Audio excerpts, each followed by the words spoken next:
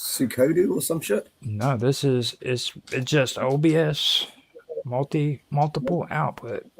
You go on, Okay. you Google that bad boy on YouTube or on Google.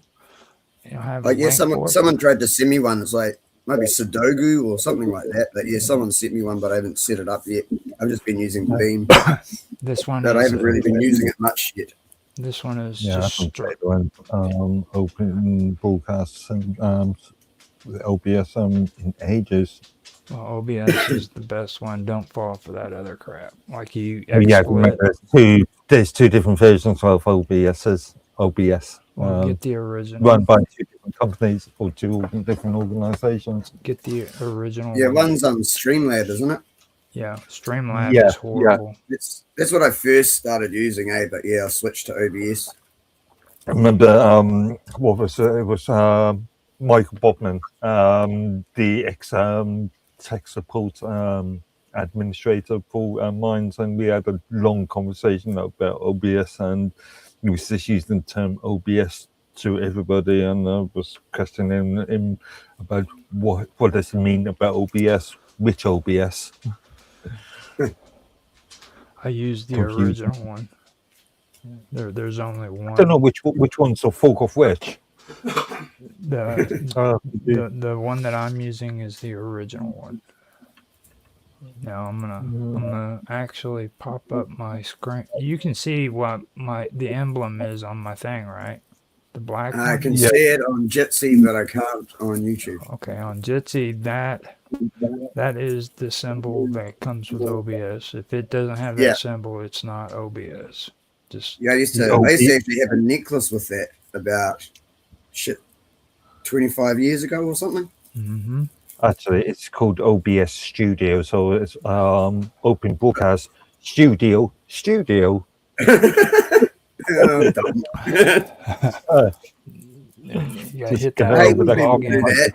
Use one of the letters of the abbreviation after the abbreviation. Yeah. That's not bad, girl. There's one of those little annoying things that gets to me. Robert's getting ready to come in. He's going to be a part of the panel. MC Dirty Work. He's missing out. I told him, I'm like, dude, DK is getting ready to talk about flat Earth, and he's like, well, man, I know that's going to be good. And I was like, after he heard that, he's like, give me a link so that maybe I can check in and listen to it. Yeah, I read through the Discord. He said he was at like a friend's for dinner or something, and the missus was coming home from hospital or something. Hold on a minute. I got to see what's going on. Robert's having issues signing in.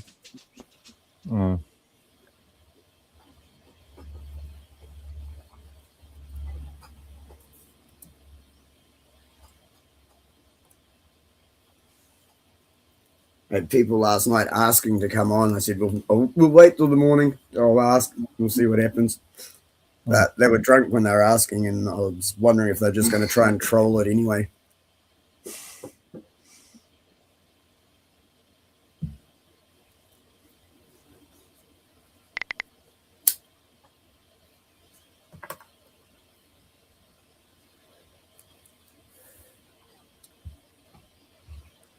Right, so you're getting pretty close to sorted. I should just about get my Telegram ready to record and shit.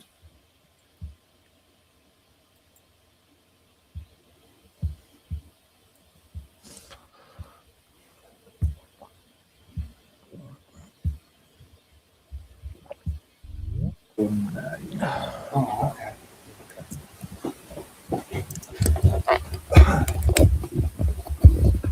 Hello, everyone. Hello, evening. Or afternoon. Huh? Evening or afternoon, as far as you guys. It's at evening, isn't it? Is it? Well, yeah, it's 6 o'clock. 6 o'clock, isn't it? Yeah. Yeah. Early evening, late afternoon.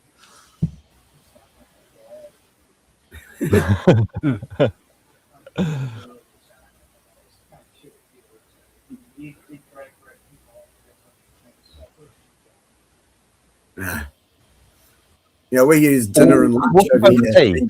Over here, dinner's like dinner's lunch, and tea is like dinner for you guys. Yeah, it's a class thing in Britain, I think. Yeah, some of us will call the evening meal dinner. Some of us will call it tea. Some of us will call it supper. Some of us call the lunch dinner.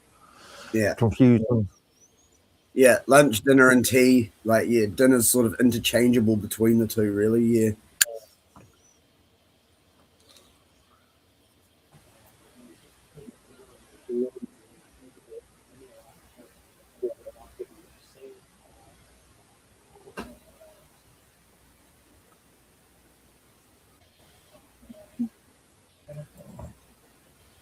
Yeah. Who said?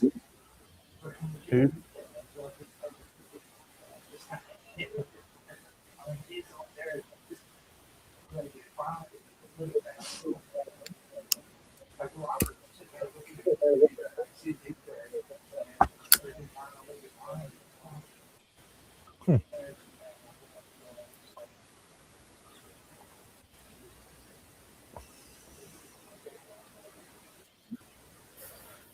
Yeah, you remind me. Some time ago, I installed a 5G modem and a PCMIe card into this machine. Didn't notice it for long. I'd not really tested it because issues with firmware when I installed it.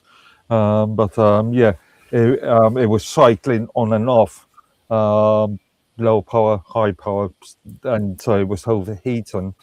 And I didn't really notice it for a long time. And on Wednesday's stream, I think in the second half of the fixings, then because it was so hot in here, the machine just completely switched itself off. I heard about that on the weather about the UK. Yeah, Oof, that's bad. but yeah, I'm gonna do. But I just pulled the card out of the machine. I've been wanting to, or I want to spend the next couple of days looking at this and seeing if I can get it functioning.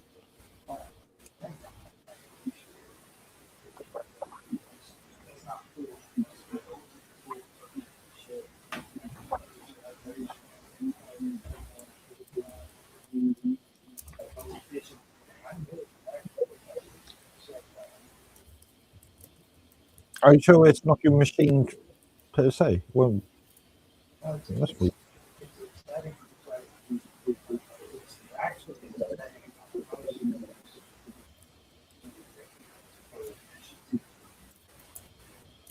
That's what I was asking about.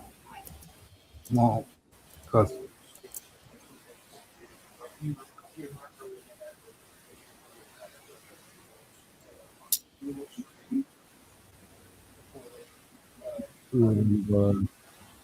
Plus, Google Plus. Yeah. Well, I've had one person just ask me if they can call in. I've said it. This is a legit sensible show on someone else's show. I think it's going on YouTube as well. So yeah, I'm just trying to make sure that if people do actually want to join, they're actually going to, actually stick to the topic and not try and just wreck things. Mm.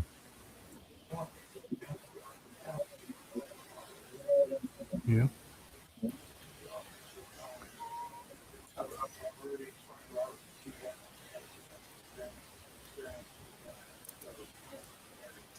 Well, it's not necessarily an interview. I want it to be more like a debate sort of thing because I know Mark really hates the topic.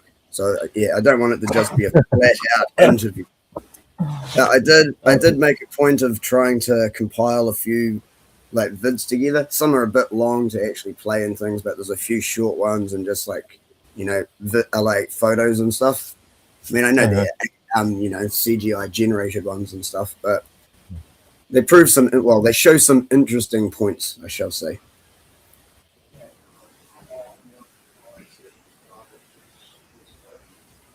All I said to Robert was just stay focused on what you're talking about. You know what I mean? Yeah. Don't.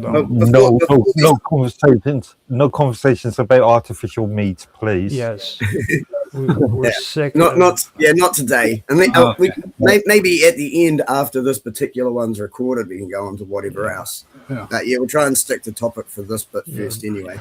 We can't listen about genetically modified meat anymore, dude. I'm like, my head is ready to freaking explode. He brings it up in every show, man. Like, wow. Okay, so 3-4 times last night, I think. Yeah, quite a few. So let me do a countdown. I'll get the hang on. Oh, okay. Are you just about ready? Because I'm going to record it on Telegram as well. That's all. I'm gonna do a countdown, and I'll hit record on my end. So if you want to do it at the countdown, you can do it right then. And then whenever I come out, I'll just introduce you, and I'm gonna hand it over to you. Actually, first of all, who's for flat Earth? Who's against it? What am I dealing with at the moment? What are you about, Robert?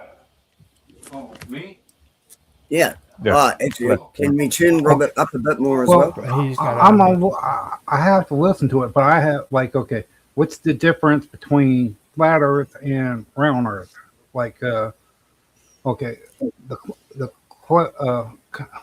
weather. Okay, Earth. We're round Earth. Okay, hold on. This has to be on the video. Well, this is the good stuff. This is the good stuff. Wait. Okay. We want to have this in the video whenever we do the video. That way you can actually bring it up, and because I'm going to edit this and make it clean. I'll send him a copy, and if you want a copy on your channel, I'll send it to you too.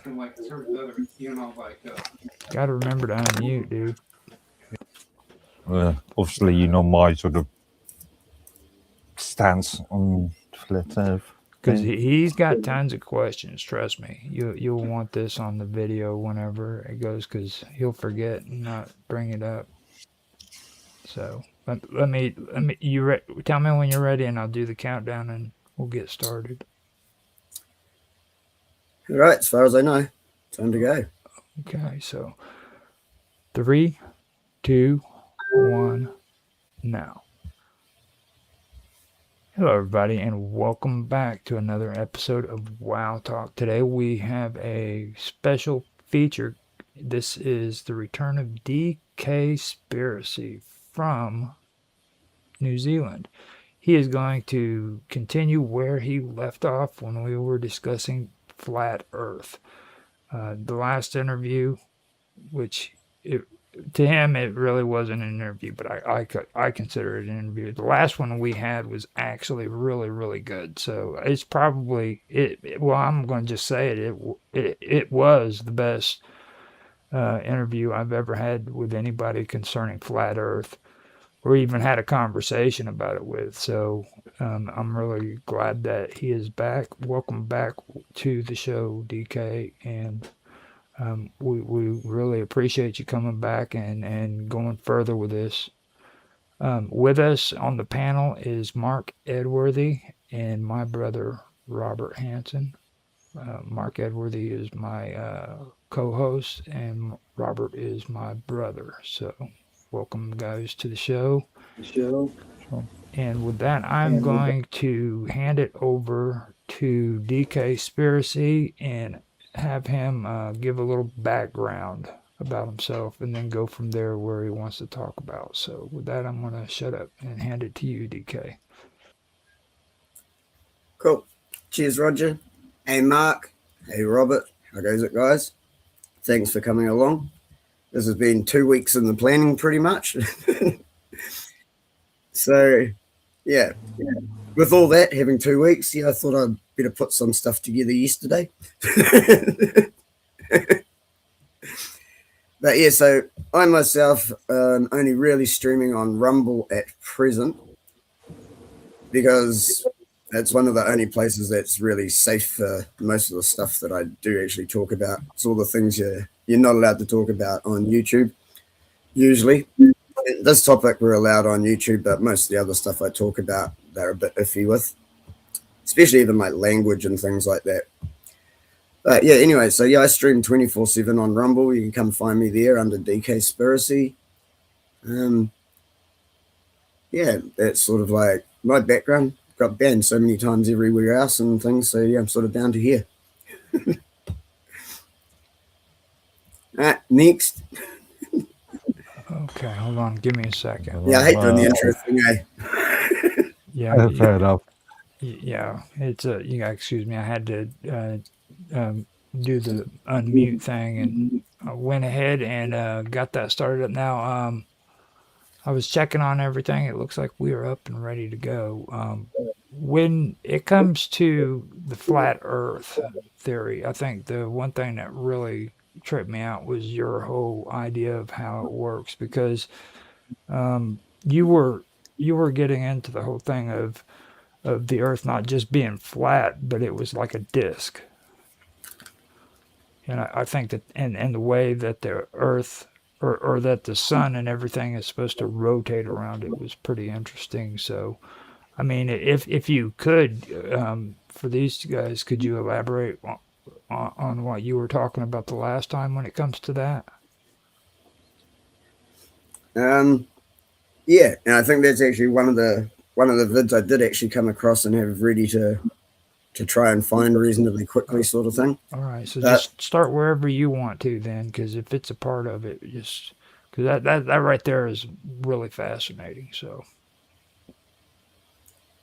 all right. Well, first of all, let's start with the fact that when you say flat Earth, everyone thinks that you just mean some flat circle sort of thing. But there's so many more possibilities, and the truth is they're not going to let us prove either way about anything. They're not going to let us prove if it's a globe, if it's flat, if it's hollow, if it's whatever other shape it could possibly be. They're not actually ever going to let us prove it. So at the end of the day, it just makes for quite an interesting conversation, because yeah, you can't really prove much of it in the first place.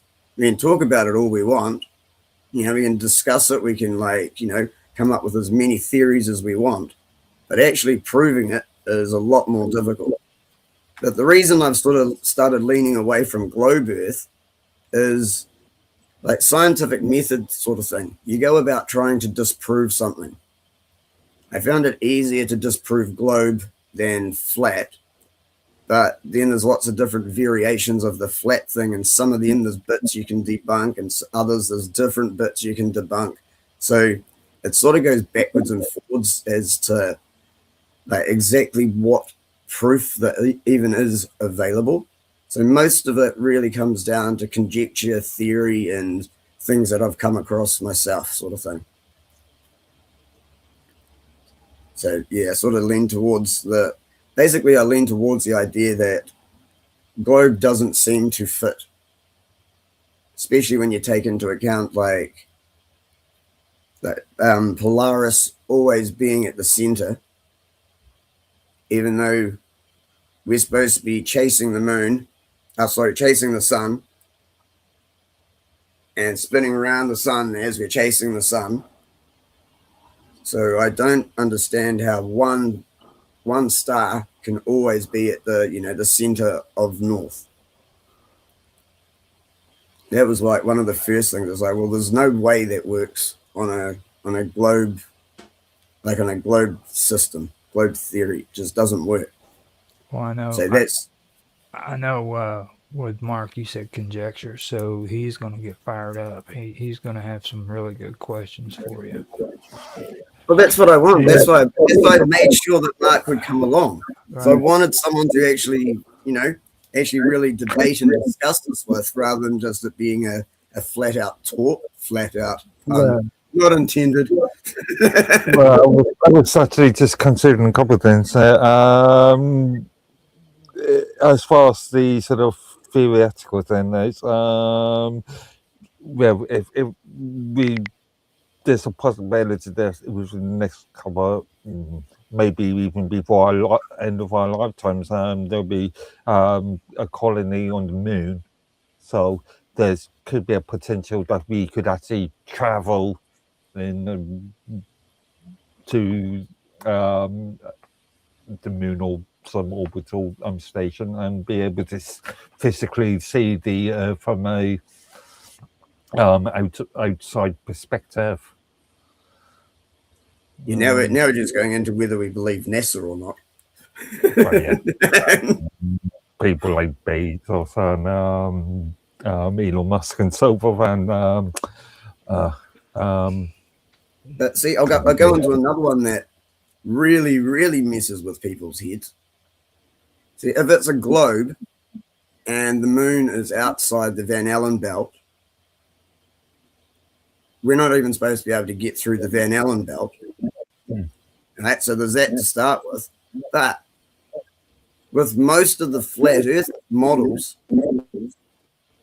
the sun and the moon are underneath the firmament. So you should actually be able to go to the moon. How's that for a head trip?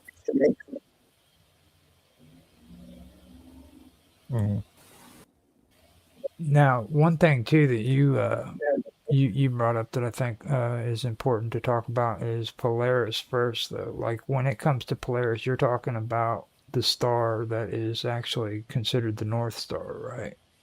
Yeah. Okay. If you leave one of those, what is it, long focus or whatever, open shutter like thing, and just leave it playing, and it's pointed. If you're near the North Pole, then and you point it at Polaris, that'll stay pretty still. Like there might be a slight bit of movement, and everything else will move in almost an exact circle around Polaris. So that tells you that, it's basically spinning in place.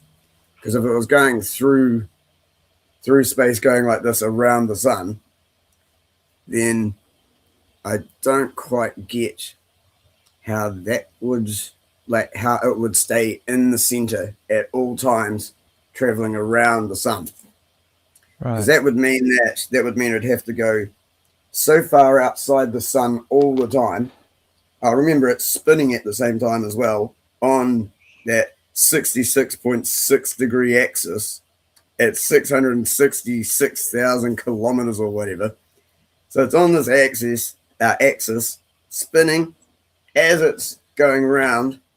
So I do not get how there can be one spot that is always focused on one star.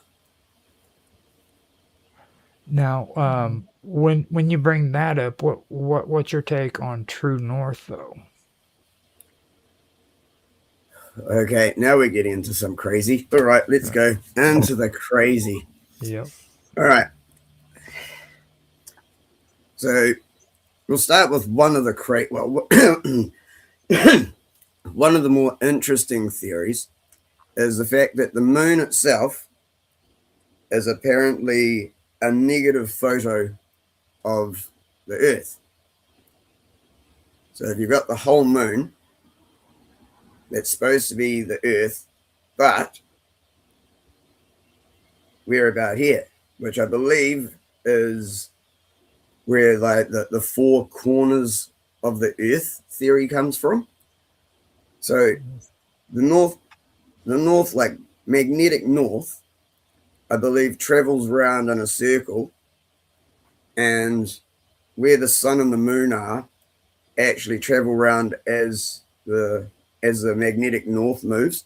So it travels slowly around the whole larger Earth, which means, and it's supposed to be, I think it's every 2,600 years or something.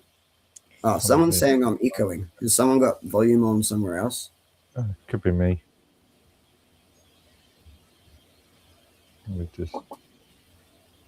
Better mouse? Let us know.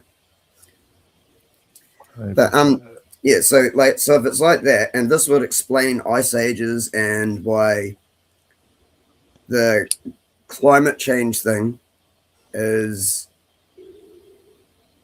I believe it's always an ongoing thing. Because if the magnetic north is moving, like you got the bigger one, magnetic north is moving around like this, the circle with the sun and the moon is slowly following magnetic north all the way around, which would mean as it's traveling, this side is always going to be warming and this side is always going to be cooling. but it's at a slow rate. It's just going to keep following magnetic north all the way around. How about the period that to say that the moon is slowly going further and further away, therefore the magnetic resonance between the Earth and moon slowly reduces after millions of years. Yeah, I think they were trying. I think they're saying something like it's 5 centimeters a year or something like that. Mm. It might be more often than that, but I remember it was 5 centimeters every so often. And they're saying that will increase or speed up our daylight hours, but the moon doesn't actually affect our daylight hours. And despite common belief, I do not think that the moon actually affects the tides either, because otherwise all the tides would be exactly the same at certain latitudes. You know, it could be weaker or stronger at the, you know, further north or south you go. It should like all the tides wherever the moon is closest, you know, we'll go with the globe theory sort of thing. So where the moon is, where it's going around, wherever, like whichever latitudinal line it's at, should be where the highest tides are. Like there's a place in England that has one of the highest tidal changes. It's like 40-foot tidal change. And I was lucky I came across that yesterday. I watched that Top Gear show where they were trying to destroy the Toyota Hilux, and where they go and drown it. Yeah, where they go and drown it, I can't remember where it was. I think he said it might have been Essex, I'm not sure. But wherever he said it was, he said it's got the highest tidal change in the world, and it's like 40 feet. So how does that one spot have like a 40-foot tidal change? Somewhere else only have a couple of meters.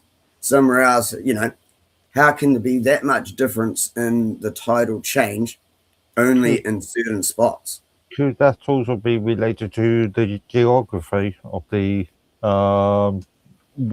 land underneath the sea? The core, The rocks and the core of the earth, yeah, it moves and all that, and it keeps everything in. It makes a magnetic void, magnetic around the earth, protects the earth. Yeah. Okay. And like the moon, what the moon does is that when Earth turns, it keeps it from all changing. Because as they said, if it wasn't the moon wasn't there, we would never have different climates. The oceans would act highly unstable. It would be because the moon it does a thing. It balances Earth out. It does the distance and all that. What you call it? Where like when you positive negative in Earth, okay, it balances that, and the Earth crust, the center of it, okay, keeps moving around, keeps the Earth going, the balance and like your what you call it, like a motor, but it keeps things level, and like from the sun rays and all that, it keeps that from attacking, killing everyone, because the ozone layer is from the Earth. I think our friend Nancy's got a theory about they're actually wobbling slightly. So not only rotating, but actually wobbles.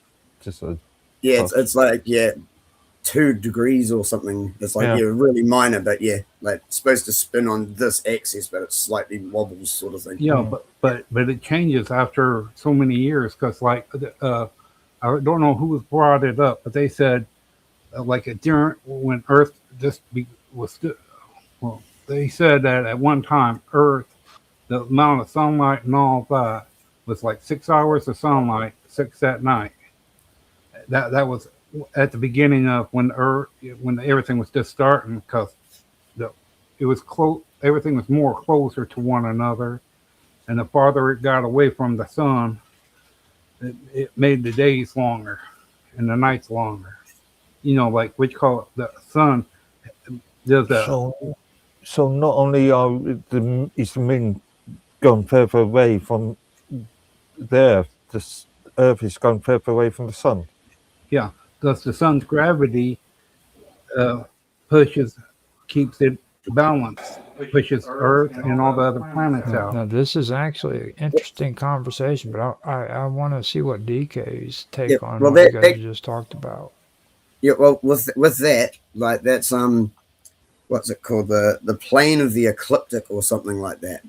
Is the fact that that's because this is another completely different theory that's for the globe sort of thing, but is the fact that all the planets came from the sun, and if the sun's spinning itself, then it's firing everything out from its center, and that's why everything is supposed to be on this flat plane orbit around the sun.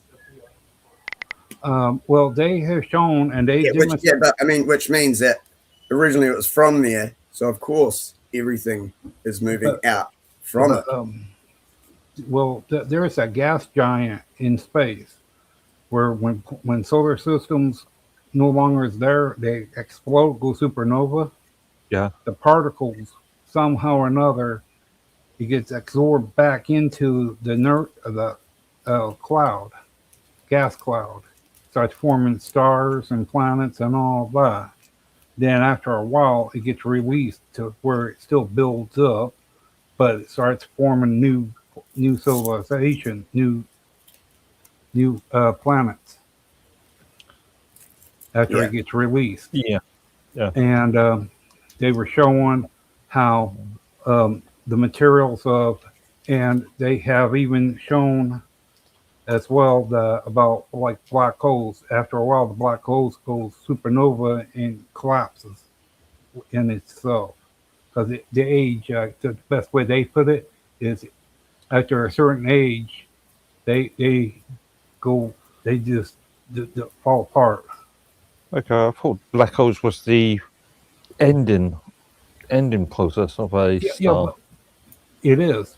But even my black hole, after like over like 20 billion years, they just after a while they I don't know how but they said that it just falls apart. It collapsed. Black hole. This is all still believing NASA shit, to be honest. And NASA and the Rockefeller's education system. I mean, the whole reason that Globe Earth came about is because they were trying to disprove Christianity and that God created Earth. So then they came up with Globe Earth. Because that disproves God. That's why I think one of the original people who said Globe Earth actually got called a heretic and was either arrested and jailed or arrested and killed. Can't remember which one it was. Copernicus, Galileo. I think maybe someone else whose name I'm not remembering. But they were like the early, one of the earliest people that started trying to push it. And I believe they did I know they got arrested. I just can't remember if they got imprisoned or killed for being, for heresy. Well, okay, my thing of it is, okay, there's 10 things. What's different between flat Earth and oval or round Earth? Like flat or globe, or what are you meaning? Like, okay, like climates, okay? Like each thing would be different, okay? Like round Earth is not as far to the sun as flat Earth would be, okay? You take the distance from one to the other, and the distance of it, you take Earth for what it is, or as they say, round. But if you flatten it out, does it get longer? Wider it does. From when you make it longer when it's flat. And if so, the field, if the field's different in a different way, and so is the weather. Okay, and I the mean, core. the How does the core react to flat Earth? How it works in the process of Earth? what core? The Earth core. Well, I see, mean, you're implying that. flat. See, It's that's what I mean. There's so many different ways people look at flat yeah, Earth. So you're looking at basically half of a ball, and that's your idea of flat Earth. Yeah, And you're I still was. thinking there's a core somewhere underneath or in that half of a ball. You're I still was. looking at it in this yeah, scientific NASA type version of things that that's have never proven. that's why I'm asking you that for. I'm asking in what way from flat Earth to round Earth. What is the difference of them? In what way? Now, see, let me give you a few different theories, okay? If it's a globe, it's a hell of a lot bigger than we're told, and we're just one spot on the side of a giant ball. Like the globe is not just the land that we're told that is shown on a globe that actually says at the bottom of the globe, not for educational purposes. And Which globes have been reminds me of the changing over the Antarctic years. Sorry? theory, where a lot of the Antarctic, the theory is that a lot of the Antarctic is actually not mapped, it's not actually displayed on. Well, see globe. that, like either way, to be honest, I still think it's bigger if you take into account the moon being a map in the first place. So there being a wall an ice wall would actually make sense in the fact that magnetic north is the center, and wherever the sun and moon, like wherever the sun actually reaches to, is the bit that's heated up. So it's within the circle that's actually heated up. So it should actually be cold all the way around outside that. But as I said, that'll keep shifting.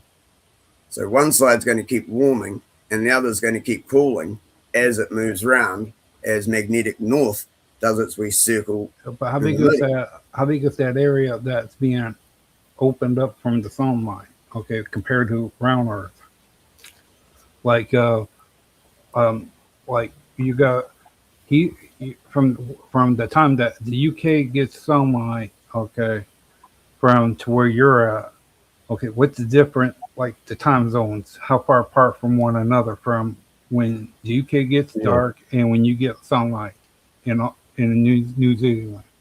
Yeah. How long ago? How far apart is that? What did we work out? 13 or 14 hours difference? Yeah. Okay. You know, 11:40 and 12:40. Okay, and during that time on flat Earth, okay, since it's flat, you would have a bigger area to spread out in sunlight in that area.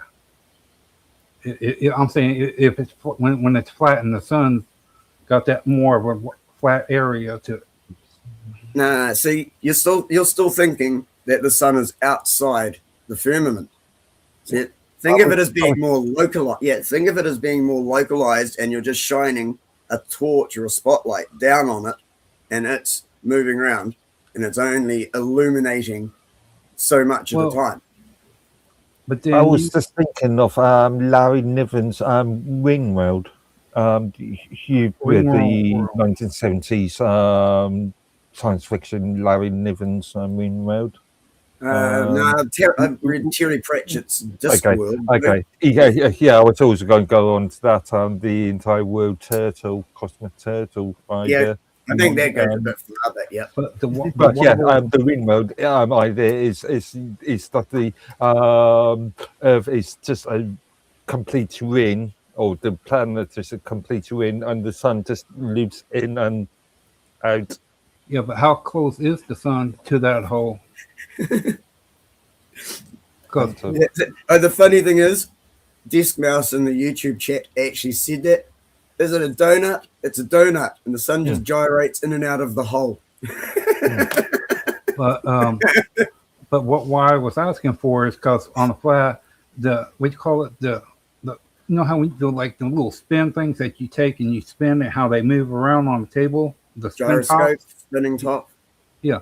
Okay. Wouldn't flat Earth be about the same way too? What I'm asking is that it would have a motion like that, okay? And if it does, the center of flat world, however, from the top to the bottom of flat world, how thick would that be? Or are you talking about where there is no center, or it's just completely flat? Oh, see, that goes, as I said, I've got a few different theories on this. It's quite crazy. Actually, let me screen share that first one that I was saying about like which one's screen share? Screen share? There's screen share. Oh, And the bottom. entire screens, icon there. stuff around. Also, don't need to share audio yet because it's just a picture. Yeah. But, okay, let me find that one. I should have got it fully ready. Where is it? I put it into streaming.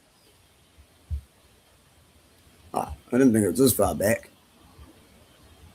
There we go, for my stream. Yeah, I put stuff specifically into here.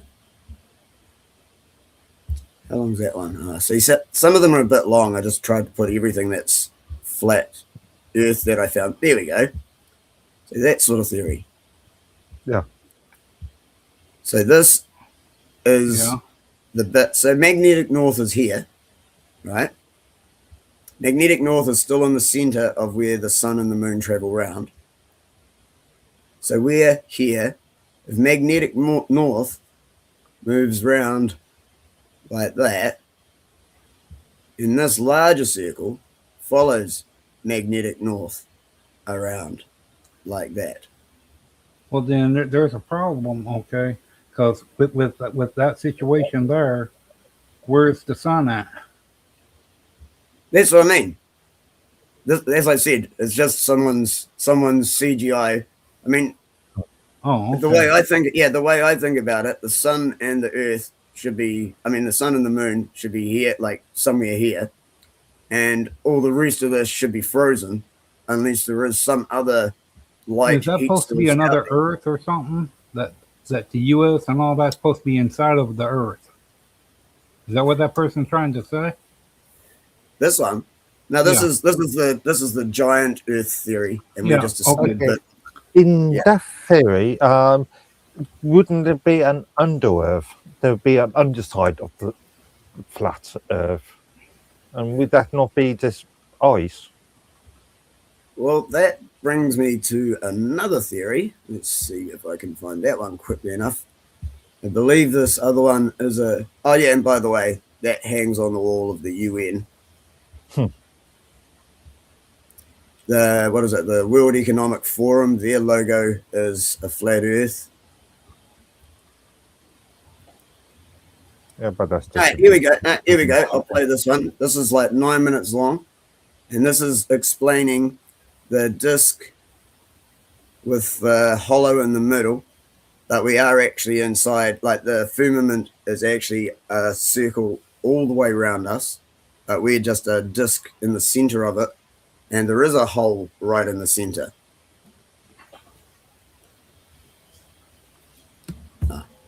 Play. And just to let you guys know, we are recording it so it won't be lost. Shape of an oblate spheroid.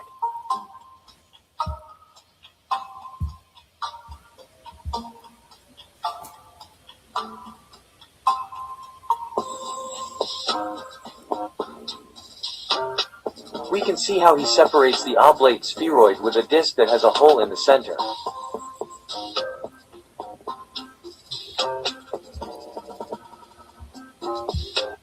See, this is where the theory of the black sun comes from.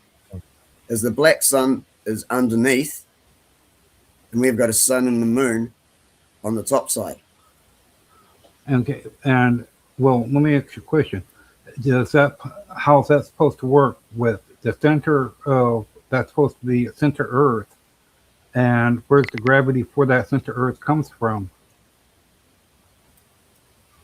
Well, I don't understand how there needs to be a thing called gravity when you're standing on something flat. See, Well, gravity only needs to be brought into it if you think you're on a globe and somehow something has to no, stick you to that no, globe that's spinning.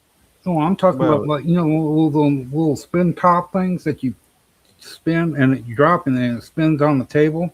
Yeah. It's like something like that inside of another planet. Okay, I'm not even saying it's no. I'm not saying the disc itself spins. Right.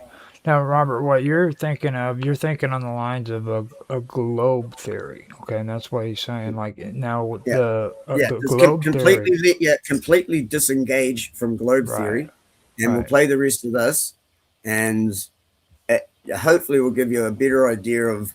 As I said, it's just one of the theories. There's so many different theories about flat Earth, which is why people debunk it so often because they're like, "Oh, this version of that doesn't work. Oh, this version that doesn't work."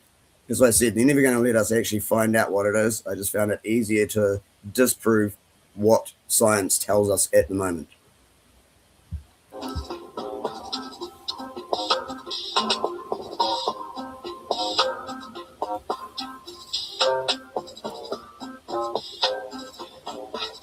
Then, below, he draws a circle with a swastika inside and immediately paints it completely black.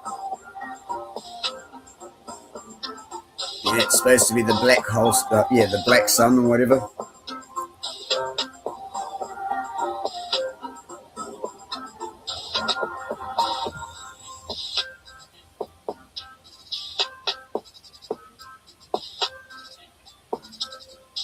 From this black circle rays come out and 3 rays pass through the hole in the center.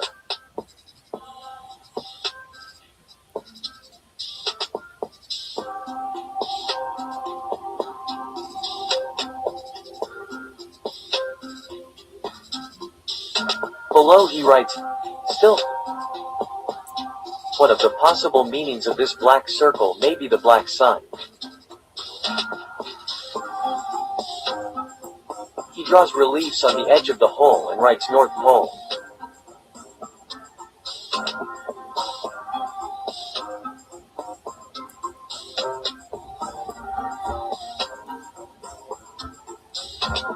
So here's where I disagree with this one, because that doesn't take into account magnetic north shifting. that's right. As I said, you can debunk bits and pieces from all of them, but you can't completely debunk any of them. All of it. Yeah. They're just all interesting different takes. But this is one of the better ones. But it would, like, for them all to actually work, this disc would be part of a larger disc that sort of moves around the larger disc. But it doesn't explain what kind of like within that whole thing, the like planets or if there's any soil there or however, what's the difference? What layout of the thing where how it progress like plants?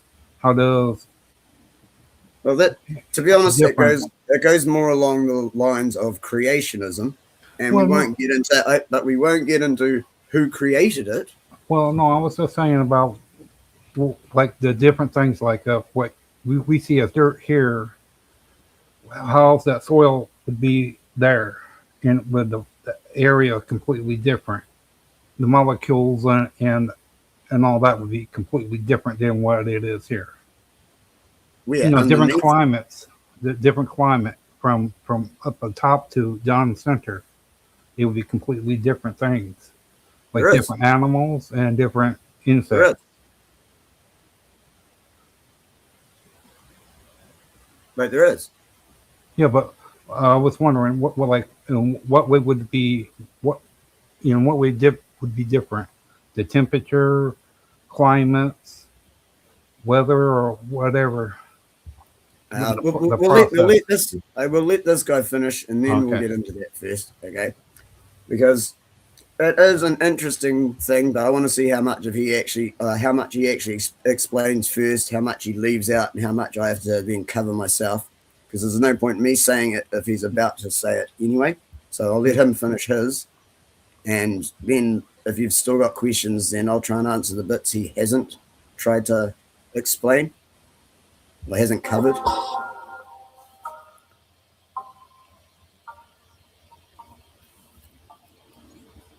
And above this hole inside what would be the celestial vault, he draws a star, the polar star or Polaris.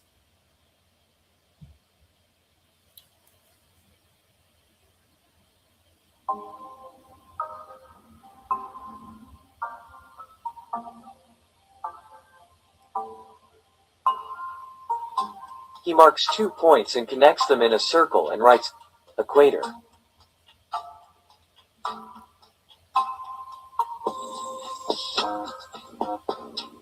He draws 2 lines that go down from the polar star to the 2 points. The lines form a triangle. And there's your Freemasonry symbol.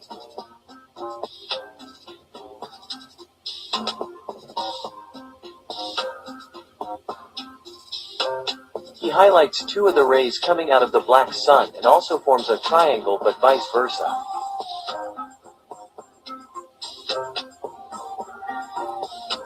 And he writes, as above so below. It's one of the 7 principles of Hermes Trismegistus. It appears on the emerald tablet and then in the Kabbalion.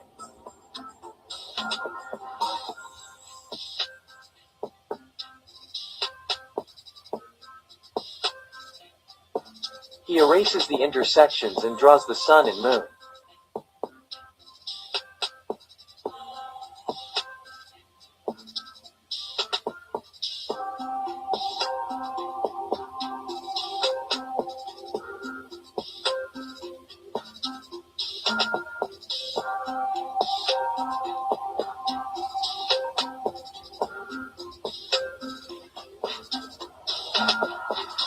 And he makes a gesture of rotation.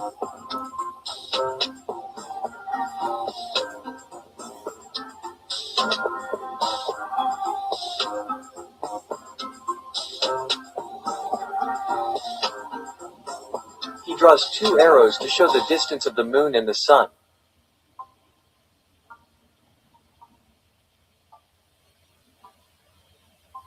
Both are 3,300 miles or 5,310 kilometers away.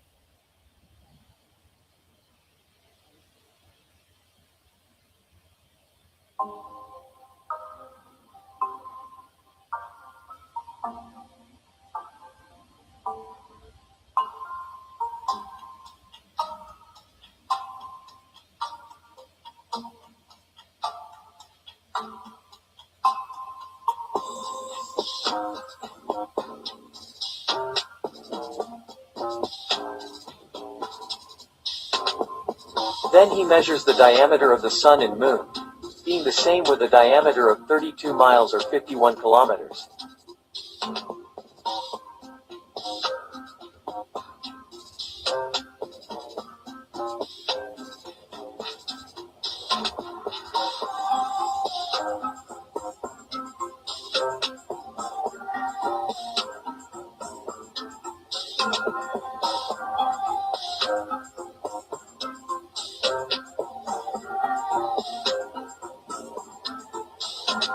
He draws continents on the surface and on the other side as well.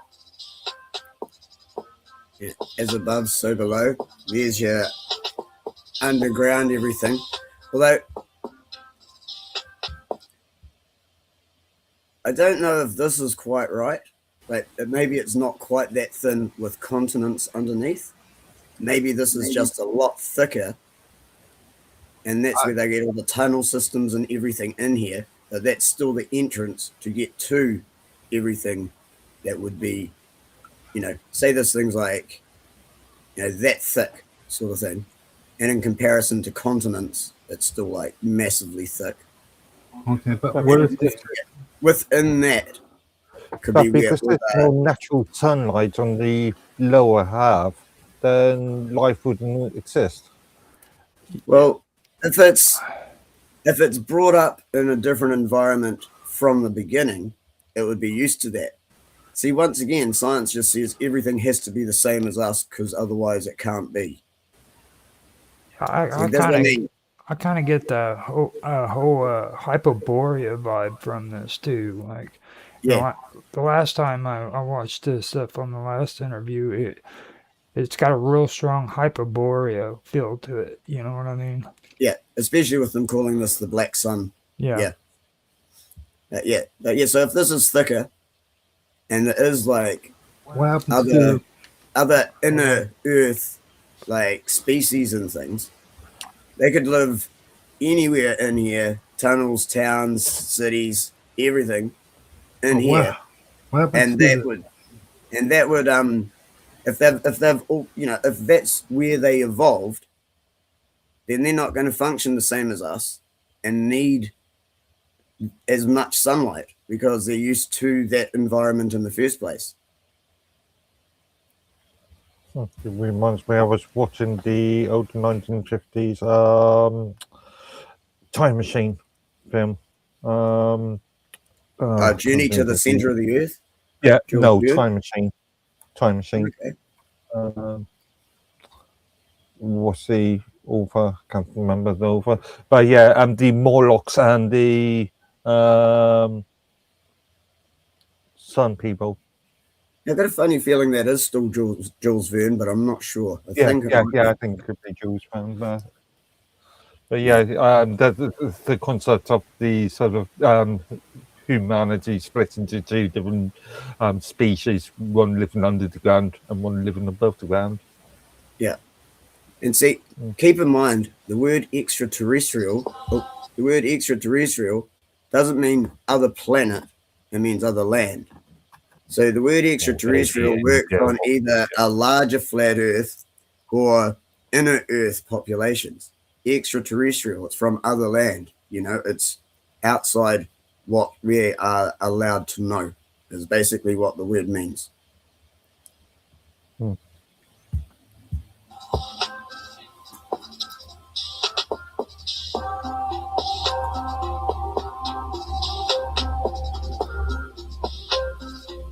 Yeah, see, I don't get the continents underneath, but I mean, it could be.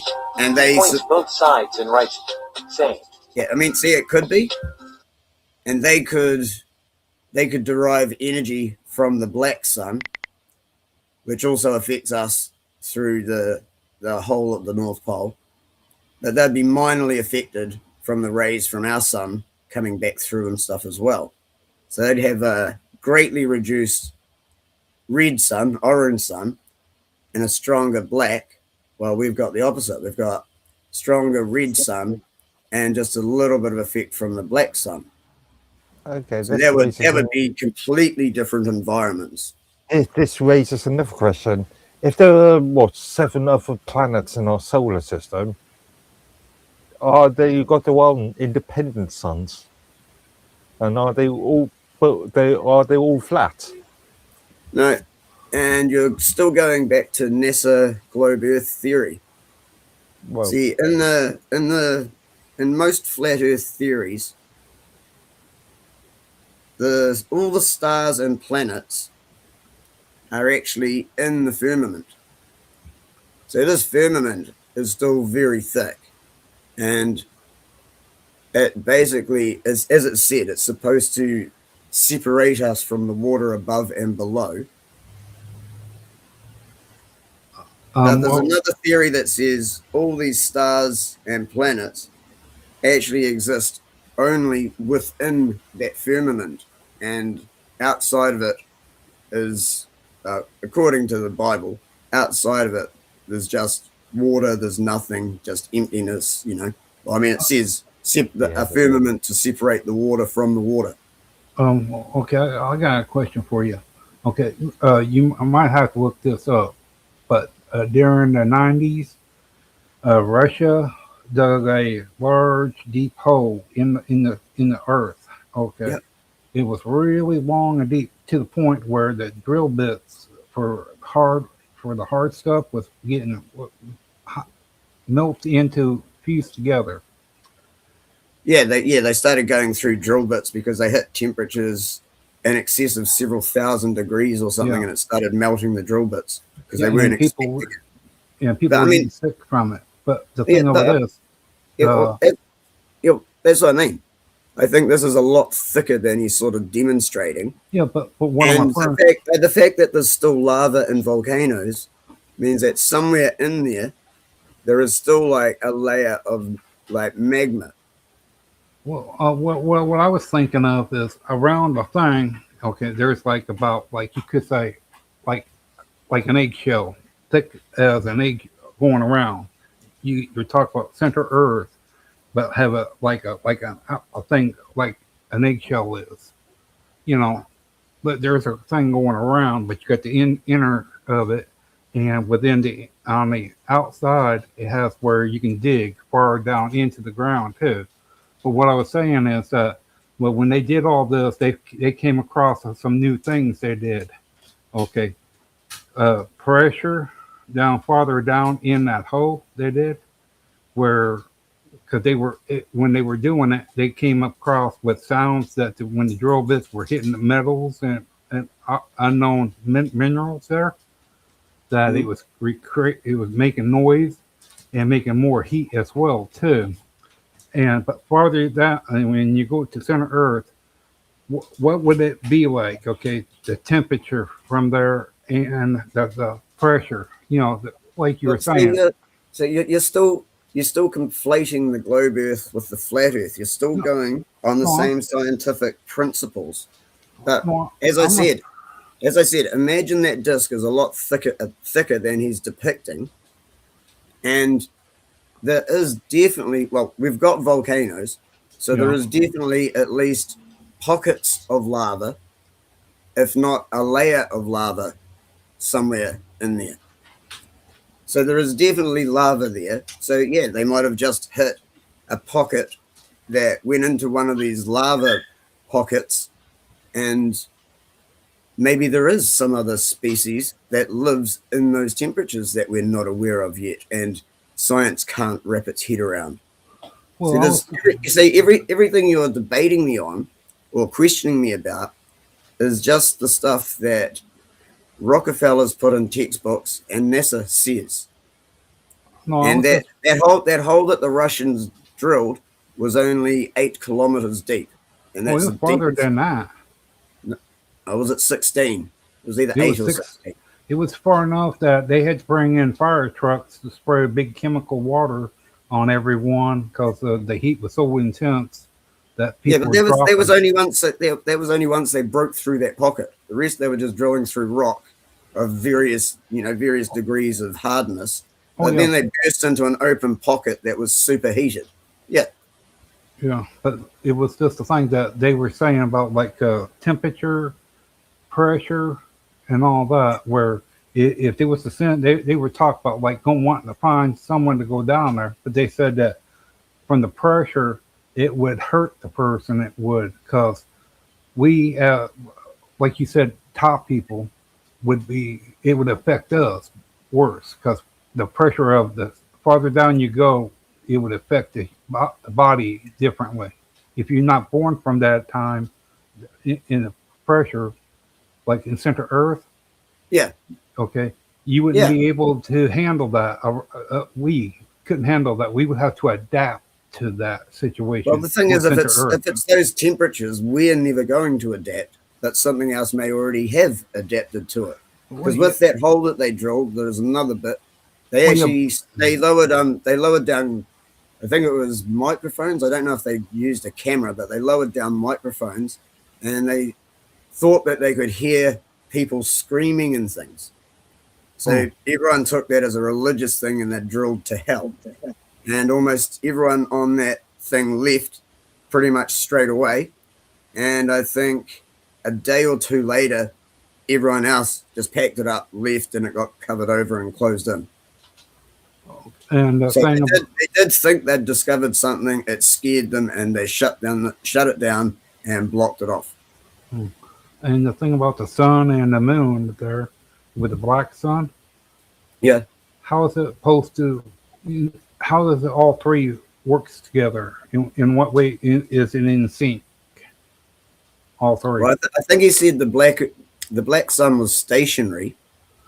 The sun Yeah. and the moon go round concentrically around the North Pole, and they move however many degrees closer and however many degrees further away. And I did see another longer one. It's like about 4 hours or something. It went really in depth and had all the mathematical equations about how it worked. But the sun slows down when it gets closer to the north, and then it speeds up as it gets further away, which is what keeps all the days the same length of time.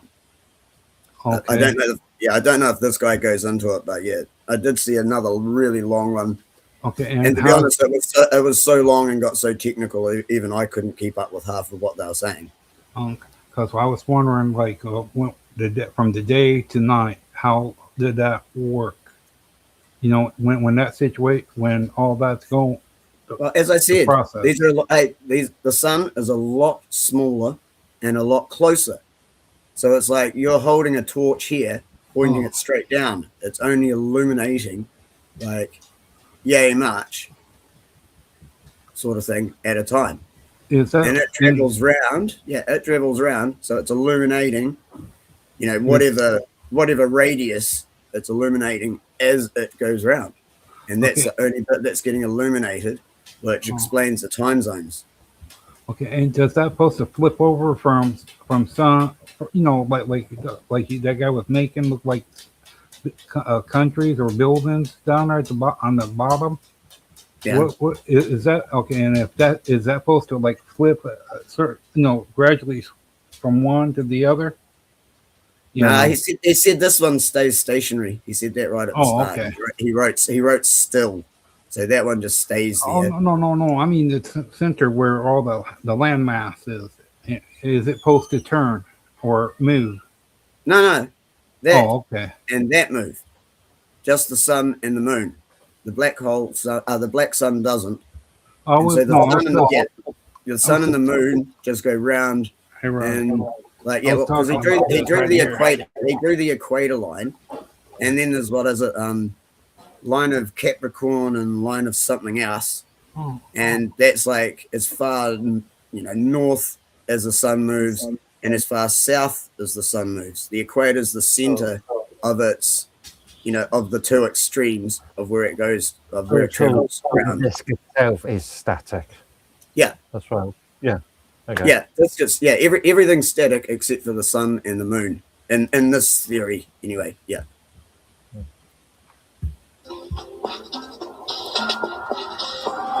Below he writes Summerland. Right. I don't know. Maybe the black hole sun's hotter and it keeps the whole thing underneath hot all the time. I hadn't thought of that.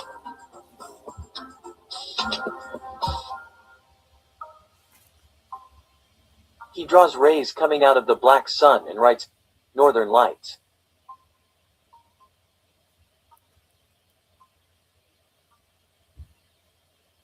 The center of the drawing is equal to the Mason symbol, which is a square and a compass. I said that early on. I forgot he actually said that.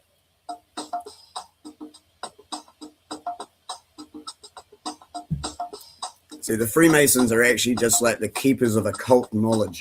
Occult meaning secret or hidden.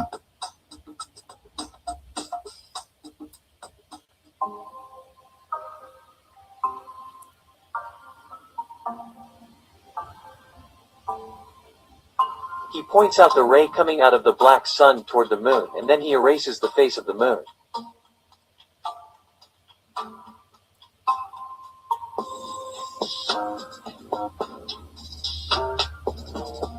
This is the bit I was having trouble following. The black sun is supposed to affect how much of the moon we see, not the orange sun. He makes signs explaining that the sun doesn't light up the moon. Who does it is the black sun. That raises the question of solar eclipses. Yeah, exactly. Yeah. So these two, the sun and the moon, can't be exactly at the same parallel, or else because the moon travels faster than the sun. So because or is it? Yeah, no, the moon travels faster than the sun. So at some point, the moon passes in front of the sun as it's going around. That's when you get an eclipse. But the moon and the sun are exactly the same size. So when it does pass in front of it, it completely blocks it out. That's why I'm thinking the moon might have to be a bit lower than the sun. They might not be at exactly the same parallel. They would be colliding. Yeah. So yeah. So if the moon's a bit lower at a certain point, it would block the sun from everyone on the surface seeing the sun. But yes, but see, this bit is a bit I do have trouble with. Like the black sun is what illuminates the moon. But the black sun doesn't move. The moon does. And the moon still has different amounts of it being illuminated over a month. So see, this is the bit I can't wrap my head around with this theory. It's like, I mean, I get how he's saying this is what does that. But how 1 minute, how 1 week is it full, the next 3/4, the next half, then a quarter, then no moon.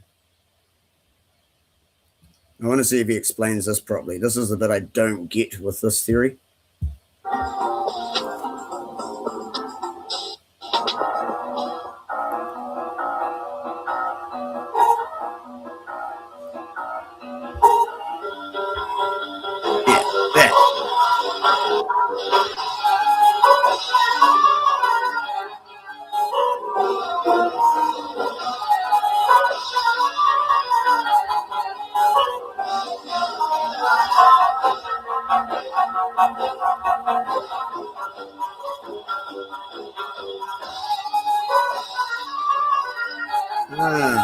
Okay.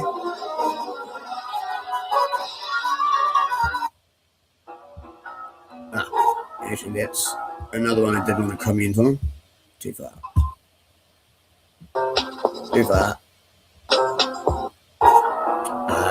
It's at 57 I'm after. It is the black sun.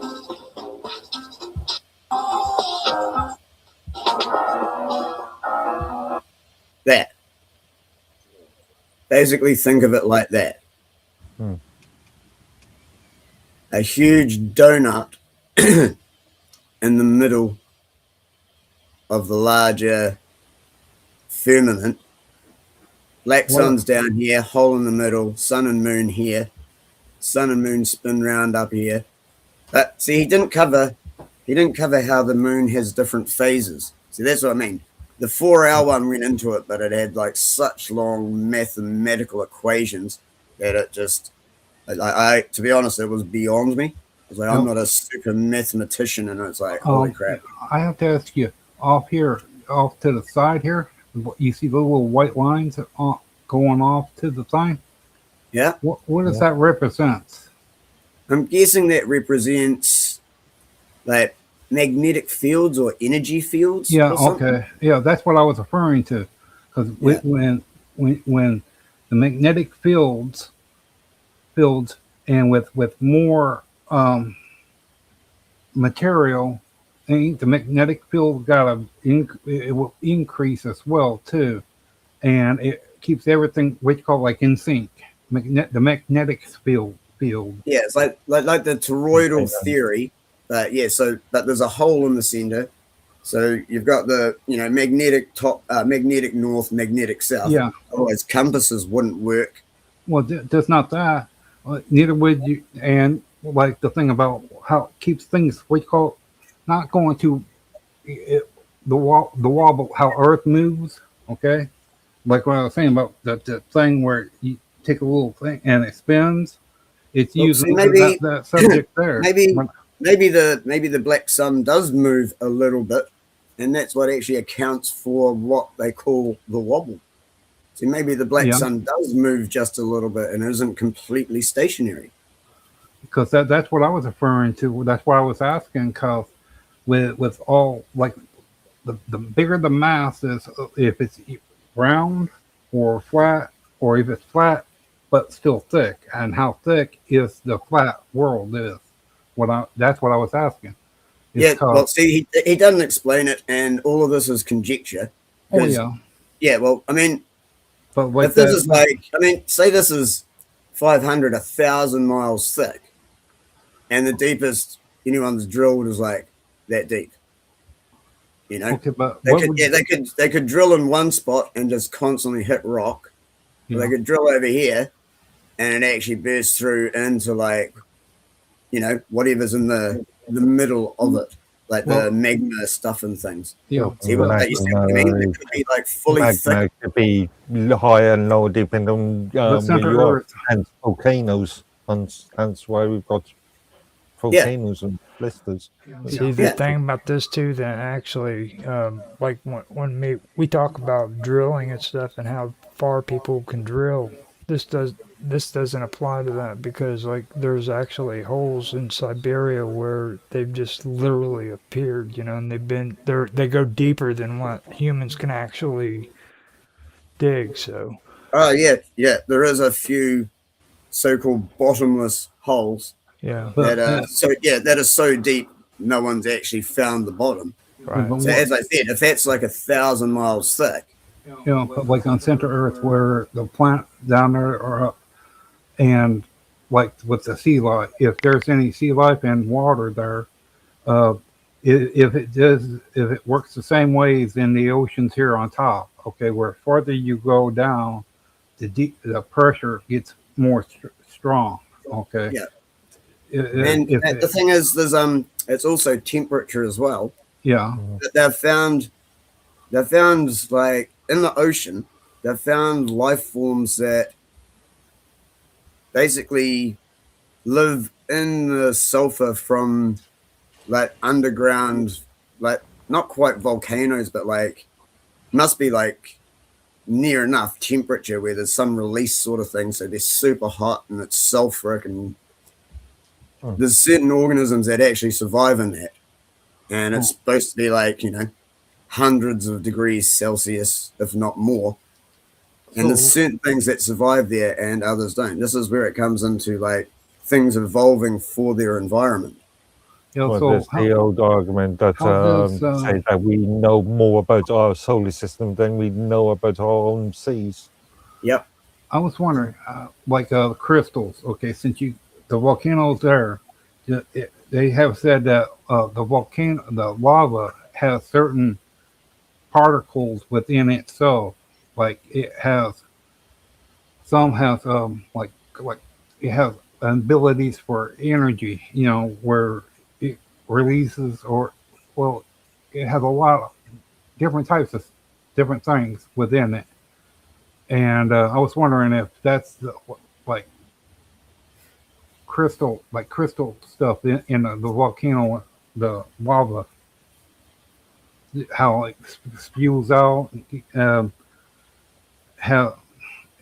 Well, it's the basically process. because it's so hot, it melts whatever rocks it's touching, and maybe It's even too- melts some together, combines them with whatever it's all minerals. the pressure. So it's heat plus the pressure.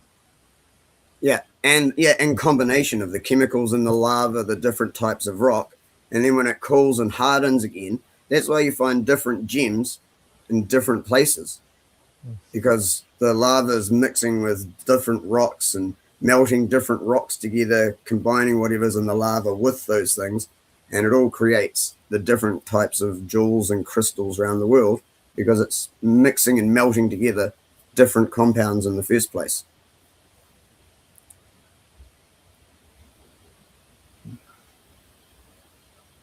But that's what I was wondering, because like You did a good job. You shut him up for like 5 minutes. He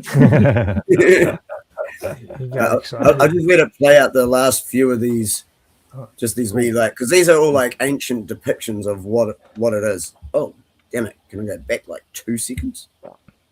Not really. Useless. There's about 2 after this. That's the next one. That bastard. Don't you pause?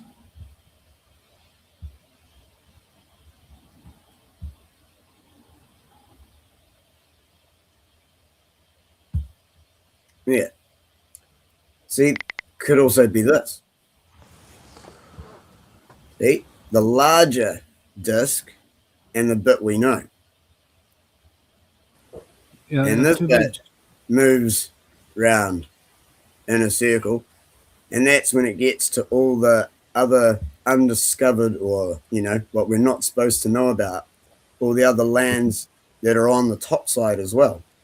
See, Reminds me of that one actually covers a few different theories, and all he's that, doing is showing ancient depictions of it. that reminds me of Dante's Divine Comedy. Like is it the 9 circles of hell? Yeah, 9? Yeah. 9. Yeah, 9. Yeah. 10. Yeah, technically. See, that could be it. That could be how deep, how thick it is. And Well, as you go deeper, there's a different species on each one of these levels, which Dante depicted as the levels of hell. It could just be the creatures that are there in each of those levels, the deeper you go into the earth. And don't. to be honest, But, I just came up with that now. I'm just making this up as I go along, as I said. oh, okay. Well, you asked a question, and it's Yeah. like you pose something, and it's like, oh, Well, shit, it but sort of like, clicks with that. Yeah. yeah, but it's like right here, the center. Okay, that's like what I was referring to about the core. Okay, like that could be the core of the center of flat world, and depends on how thick it is from the top to the bottom of flat world. And this could be like that. Okay. Yeah. And each level has a certain precise Well, things it handles too, Actually, he's got like minerals. this is actually got different things drawn on each of the levels. I just noticed. I was just looking just over there for so I've got a spindle of DVDs that I've not used. That's just stored over there. Can't find it at the moment. But yeah, the concept of let's say a spindle of DVDs, one DVD, one all stacked up on each other. Yeah, with that. Yeah, exactly. And it's just the different levels. Like this, could be like a stack of CDs, and each CD has got something different on it. Mm. Yeah, that's a good analogy, actually. I like it. See, and there's like the top half light and the bottom half dark. But these are all ancient maps. These are all ancient depictions of what people thought the Earth was like and things. This is before, and all of these. That one I like. Shit. There, that one. This goes back to just sort of world tree concept. Yeah. The thing is, what if it's not an actual tree as depicted? What if it's the black hole sun and sending energy out through the center? So when they say tree, it's actually just life energy. But how much is the life energy is? Well, are you alive and breathing?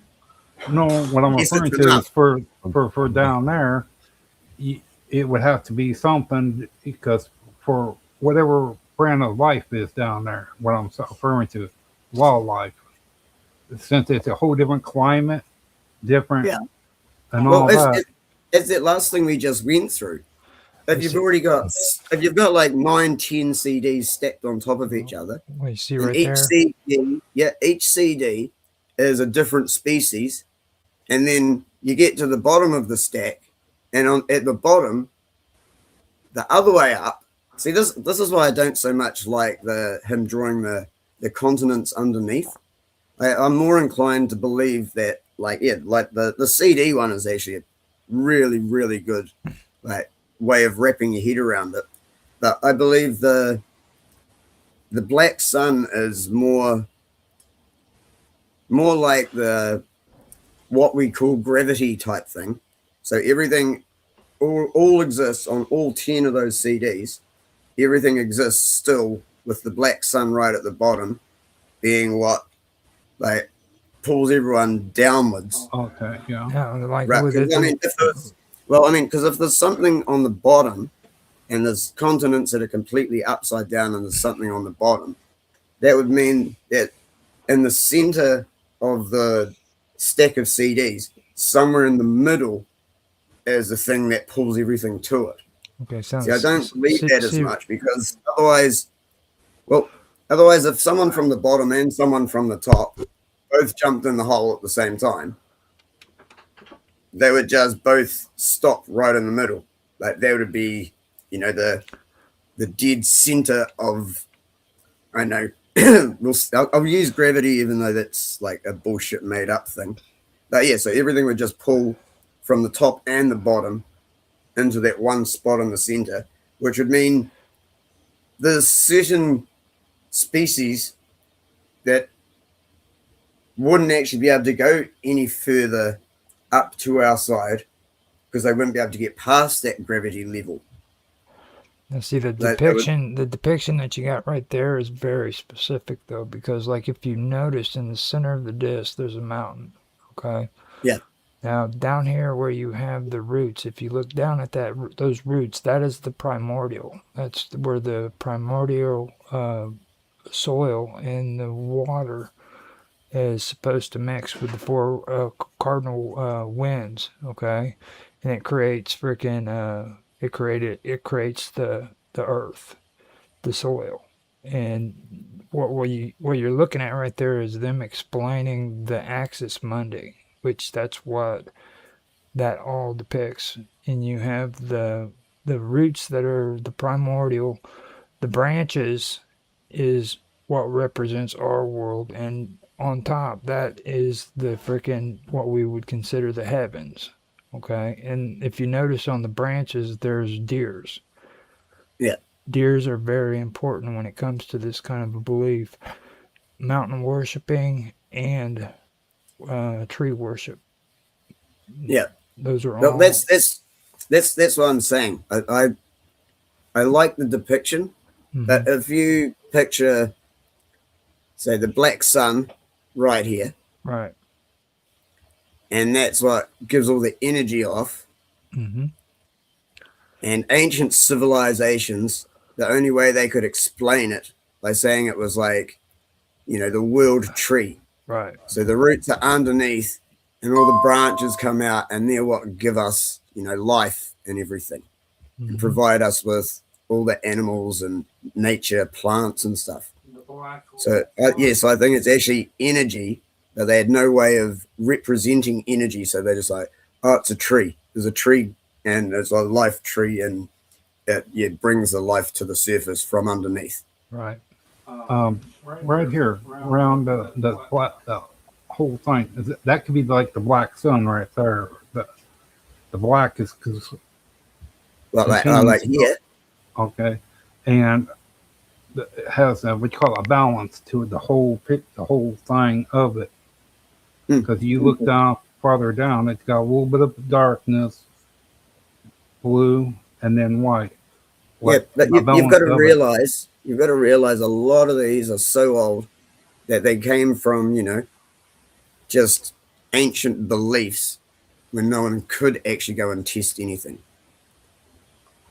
And as I said, I'm still coming up with theories because they're not going to let us prove it either way around. I mean, Admiral Byrd, apparently his diary got debunked, but I think people just say it's been debunked. I have no idea. Apparently he flew over the North Pole, had a co-pilot with him, and that's when he got grabbed by whichever race it was, and they took control of his plane and brought him into one of the other levels in the hole at the North Pole and talked to him. Problem. So what you're saying is that there will not be any sort of space exploration because that would be impossible. Yeah, ever. Yeah, they can't go through the firmament. Nothing has.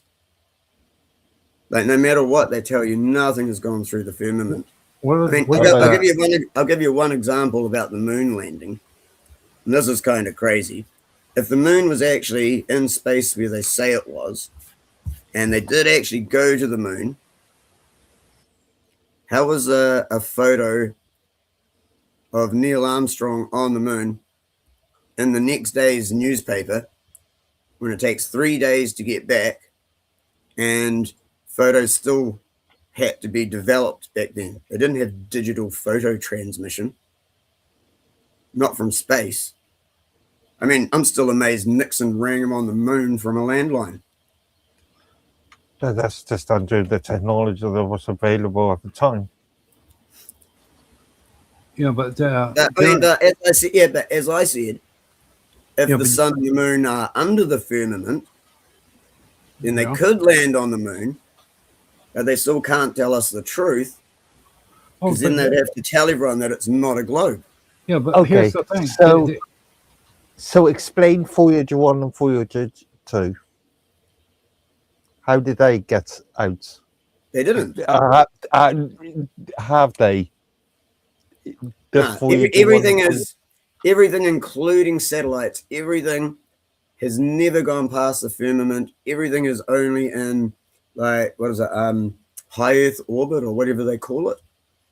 So it's as high as they can get. As high as they can get stuff. Solar system now.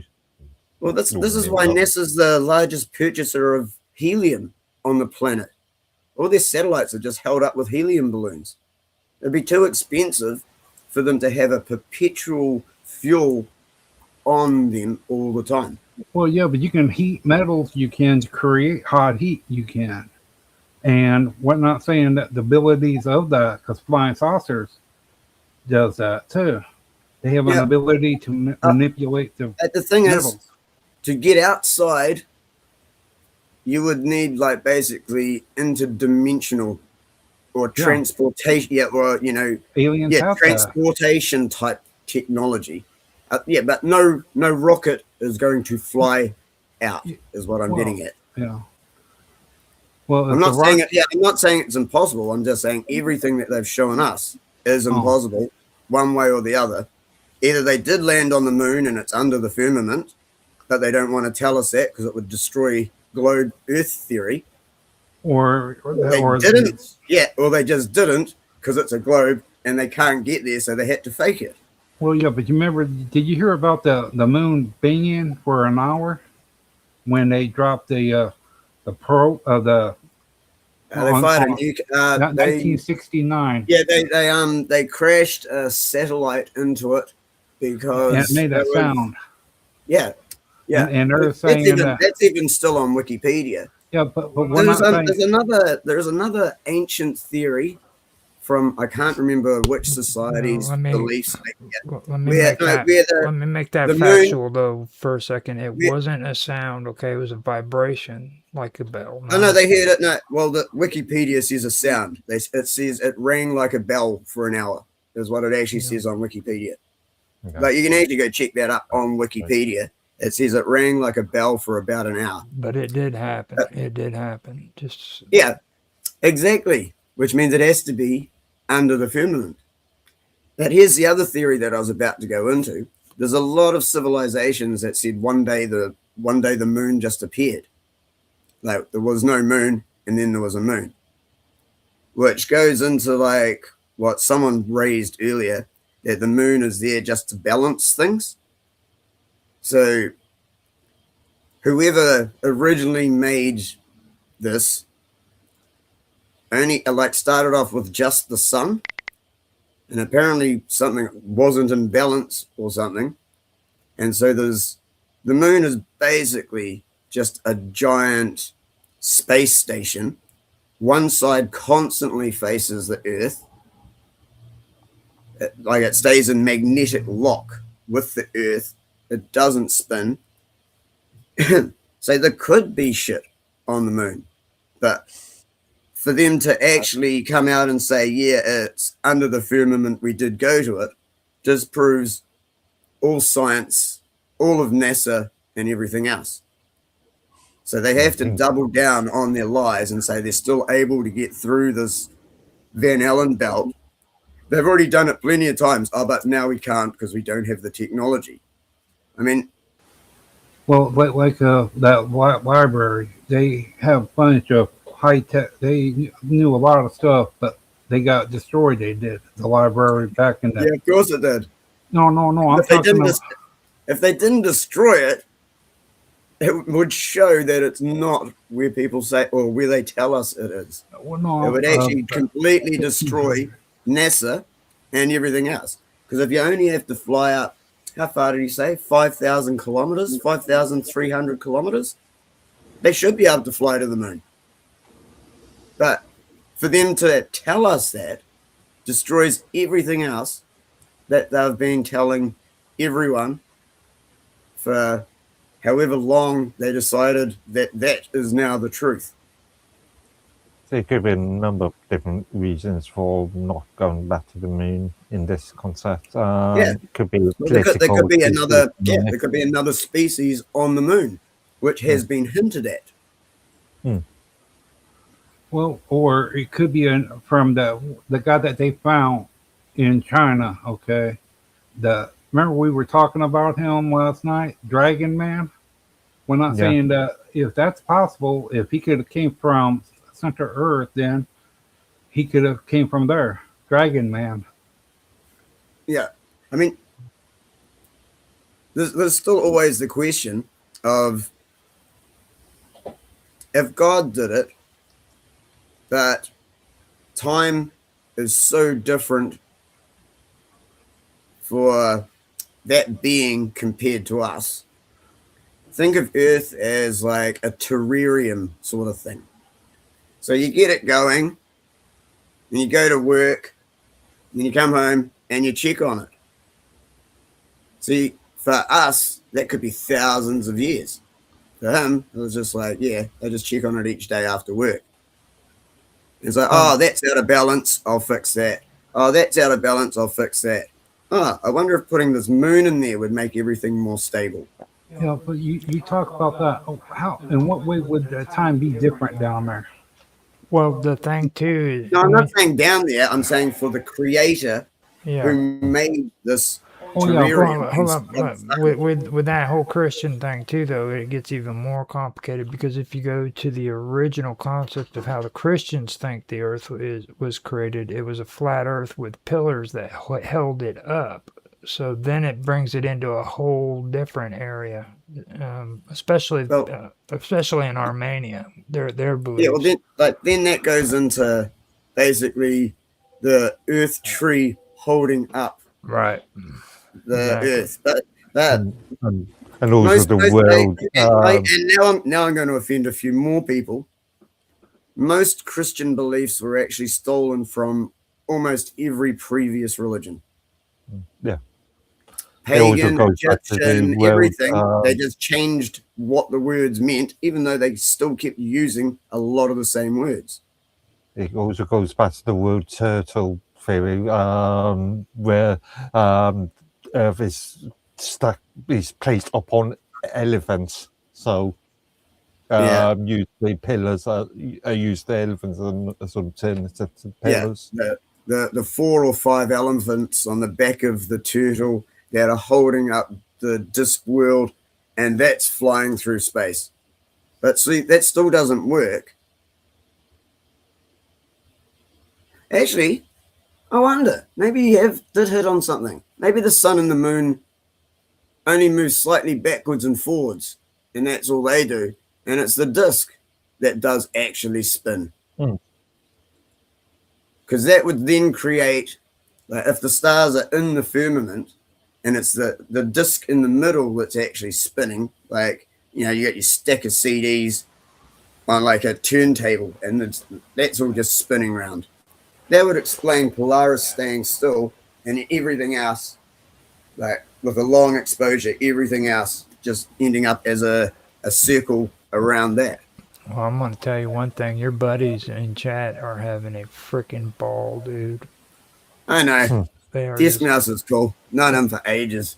But seriously, he's probably the person I've known the longest online. I met him back in 2020.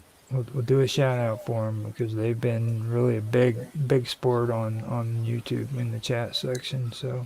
Oh yeah. Yeah, Also, disc mouse and stupid. Yep. also, unfortunately, Otto can't join us. Sorry, what? Otto was going to join us, Oh yeah, cool. but no, he can't. He's just I just saw a message.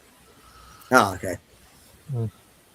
But yeah, but that's what I was asking, because it in the center, like you were saying about the CDs and all that, how Yeah, when no, I- I just worked it out. It would either have to be the CDs spinning, or the moon and sun would like still move. They still have to move in and out a little bit because that accounts for the seasons. or Yeah, you know so what that they- account. Yeah, but what if they're fixed to the firmament? So it's either the disk in the middle that's spinning, or the firmament that's spinning, and the sun and moon just move in and out a little bit. or yeah, what you call it? If you take CDs and put it one onto the edge of one another, okay, and you make your flat Earth even bigger, long, taller. Yeah. If you, okay, and you Yeah, that's what stick we're saying. Like, yeah, 10 CDs. Like, if we go with Dante's, Dante's and Yeah. was it the Inferno or the other one, whichever one it is. But yeah, if you got like 10 CDs stacked, Yeah, and but each not one stacked. different civilization. Yeah, no. Yeah, but you take each of your 10 CDs, you take a corner, you stick that one CD on top of the other on that corner to raise it up, like about 5 degrees from the top from it. And you do the next one on the opposite side Oh, of it. Yeah, like that. like Yeah, tilt them sort but of thing. you do that, and you make your what you just called the filament. You make it longer and more wider. It does to comprehend for the And- size of But it. that would also go towards drilling in certain spots. If like say ours is flat, but the next one's on a slight angle, it's like there might be, you hit Earth here, but over here you hit like the magma or something, Well, like no, some other thing, and then the next one would have to be on an angle like that. So Yeah. you got that. Yeah, so they just keep like going like that all the way down. Yeah, So there'd be areas that's always, land touching on there, land touching on there, but then there'd be like all the.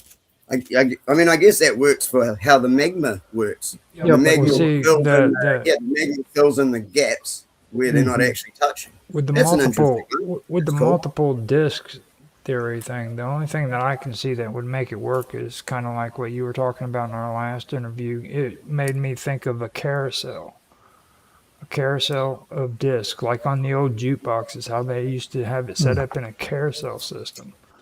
That's really what stuck out to me. Like if Yeah, I was thinking of the old 50s sort of US American diner sort of jukebox type concept, or the multi CD players that were popular in the 90s. I would go with the jukebox because it's more precise, to be honest. You know what I mean? Because it'll literally pull the disc out, slide it into place, and then drop it down.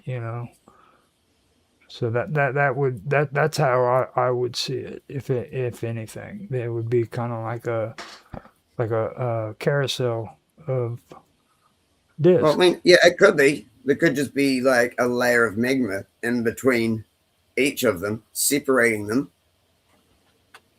Yeah, it's interesting. Well, a layer of something. I'm using magma because, they say there's water, oil, and magma underneath us.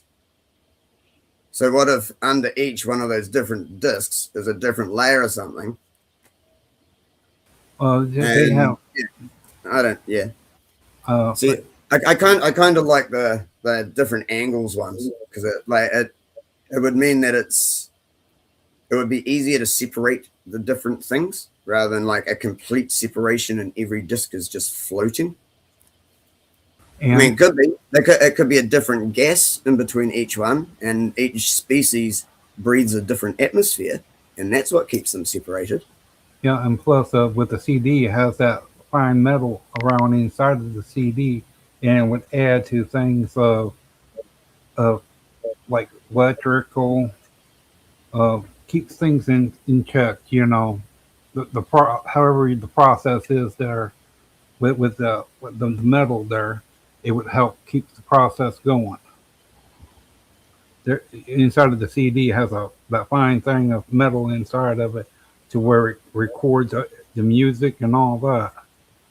And with it within it, it has that. And with the CDs, it would help with well, the sound, keeping things balanced more or less. The process of how Well, the I whole know, thing I know works. you said music thinking, jukebox because we said it, but that brings up the whole thing of vibrations too. So Yeah, I was just about to say, well, what did Nikola Tesla say? yeah, Tesla, big time. Yeah, everything is made up of, was it energy, vibration, and frequency? I think those are the three, isn't it? I think it's those. Yeah. Yeah. Yeah, so that's it. And if things get out of harmony, could be when we end up with earthquakes and volcanoes.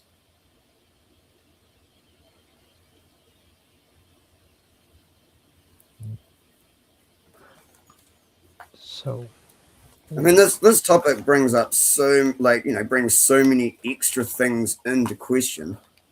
And to be honest, I don't know if anyone else has done what we've just done and like tried to question and go through all the different versions of flat Earth.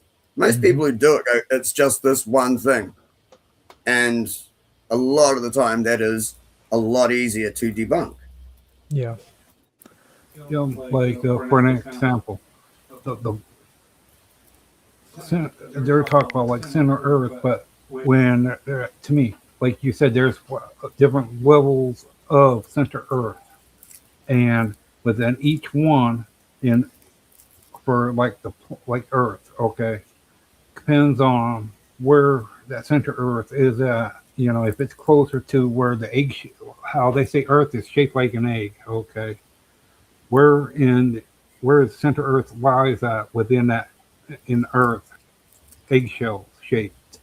Yeah, You know, that's, I mean, they're not going to let us prove it. A lot of this will just be theories. I mean, unless there was some really advanced ancient race that did fly around in UFOs and map everything, which they still tried to deny ever happened, despite all the things that keep getting discovered, like the pyramid being an energy generator. I mean, imagine if our disk was originally set up as basically a computer chip or a circuit board, and something short circuited, and it um, just fried our whole disk. yeah. And that is actually that could be what actually imprinted and took the photo of the Earth on the moon. If there was a massive electrical short out and it fried everything, which was so bright that the moon was basically like is the negative photo of the Earth at the time. Well, I gotta ask you a question. Does when they did that test, the guy ran a test he did on the movement of the poles, because during the time when the pyramids were as being constructed, dead center had the north, south, east, and west, perfectly aligned with north poles. I The think pyramids, but no, women, I think you'll find that they're actually aligned with certain stars yeah, but because everything they did was based on constellations yeah, in the firmament. but then And yeah, but they constructed them when they did it with the stars, but then they put them as at the beginning of north, south, what dead center of the four things. When they build the pyramids, they set it up to where well, I'm actually good at this. This is the part I do know. It's not north that they aligned it with. It's true north. Okay, and that would be Polaris.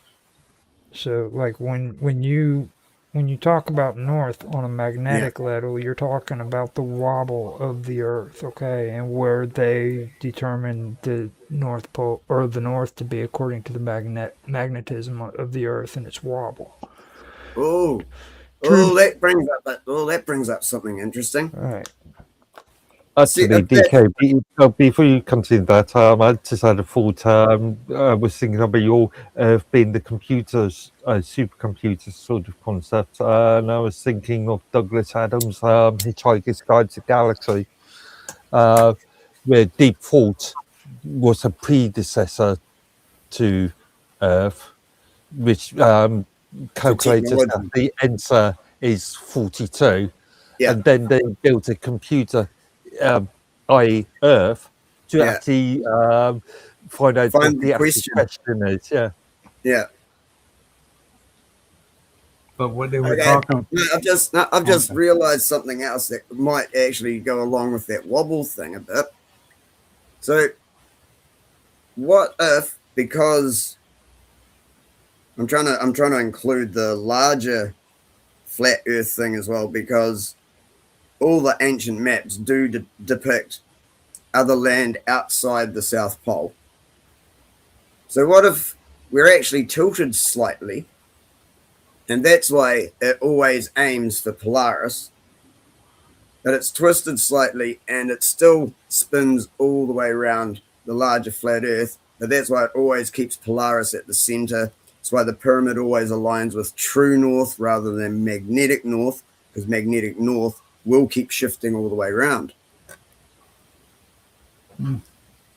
Yeah, but what I was referring to is the guy, what he did is from the time that each of these were constructed, okay, where was the magnetic pole at that time? They found out that the poles moved and it shows that these were built way before everyone thought they were built. Because the magnetic, the poles, it shifted and all that, and when it did on Earth, that went through a change the planet, the Earth did, because land masses would change and all that, because the poles had to rebalance itself, recharge itself. Well, that's what Roger was just saying before. It doesn't line up with magnetic north, which keeps moving. It lines up with true north, which points at Polaris. Well, like what in Mexico. So if it's on an angle like that, and the magnetic north keeps moving around, if it stays on an angle like that, it's always going to have Polaris in the center as it travels around. See, Robert, what the thing about true north is the pyramids still line up with true north. Yeah, and so did a hole in the Georgia Guidestones. So does something at Coral Castle. Those are the few ancient and impossible to make nowadays structures that line up perfectly with Polaris. Like there's a hole in, there used to be a hole in the Georgia Guidestone, which all year lined up perfectly with Polaris. No, yeah, but he wasn't doing it with that. He was doing it from pyramids to North Pole. Okay. Yeah, that's what I'm saying. Yeah, but that's magnetic north. See, that's what I said. If magnetic north keeps shifting, but it changes through the centuries. It does, and it alters the landmass. It does, and they're saying that the period of time is different from the scientists say when it was created. Well, I mean, on a flat Earth concept, though, Robert, and I know you're having a hard time understanding this. People who believe in flat Earth do not believe in the magnetic North Pole and the magnetic North. Or freaking gravity. They just don't believe in it. No, I do believe in the magnetic North. But as I said, I think it keeps going around in a concentric circle and brings the sun and the moon around with it. And so wherever the sun and moon goes, see, that's why I don't know if our disk itself, this is what I mean. This is where it starts getting complicated. Does our disk actually constantly travel around? Or is the whole thing basically like a funnel. Like a slight funnel sort of thing. And the sun and moon just constantly move around, but wherever you are on that disk, like Polaris is still always going to be the very center, but magnetic north Keeps the two balanced. Magnetic north is only going to be the center of the bit that's being illuminated as the sun and the moon follow magnetic north all the way around. Yeah, but it keeps the two separated too. For it saves distance. What I'm referring to as well too. The moon and the sun, it keeps them at a distance to keep it being balanced. Yeah, that goes along with the sudden introduction of the moon and the fact that they said days used to be, I think they used to be shorter or something. So the introduction of the moon may have slowed down how quickly the sun was spinning. So they put the moon in to slow it down and balance it a bit. I mean, as I said, these are all just theories, but I've not heard many other people talk about all the different ones. They usually just focus on one thing because it's like, I just need to prove what I think. I'm never going to be able to prove what I think. They'll never let me. Yeah. Because why I was asking is because with all the minerals that above Earth has, would they have about the same minerals in center Earth? Like crystals. Well, it depends. As I said, if each layer has a completely different atmosphere. Okay. The further the each disk you go down, say has less oxygen, more sulfur or something, or less of this, more of something else. So if the atmosphere on each one of these levels is different, the further you go down, of course, there's going to be different things at every level. Yeah. And then I'll bring up another really weird one that blows people's minds. If you go into like the Nephilim theory and things like that. What is that? The Nephilim, it's a religious thing. It's when some angels came down and started mating with human females, and their offspring were called the Nephilim, and they were like a mutation between the fallen angels and humans, and they became like monsters and things. And this is supposedly the reason God had the flood, told Noah to build the ark to save some of the humans while he wiped out all the Nephilim. A lot of mountains, like Ayers Rock in Australia is a prime example that I can always think of, but there is more. It looks like a tree trunk that has just been cut, which goes along with the giant trees, the higher oxygen level, the larger creatures and everything that used to exist. A lot of the ancient buildings you find with doors that are like a couple of 100 feet tall. So there was a larger species here at some point, and I'm guessing like a lot longer ago than people think. They have now petrified a lot of the minerals we're harvesting are actually like the crystallized remains of those beings. I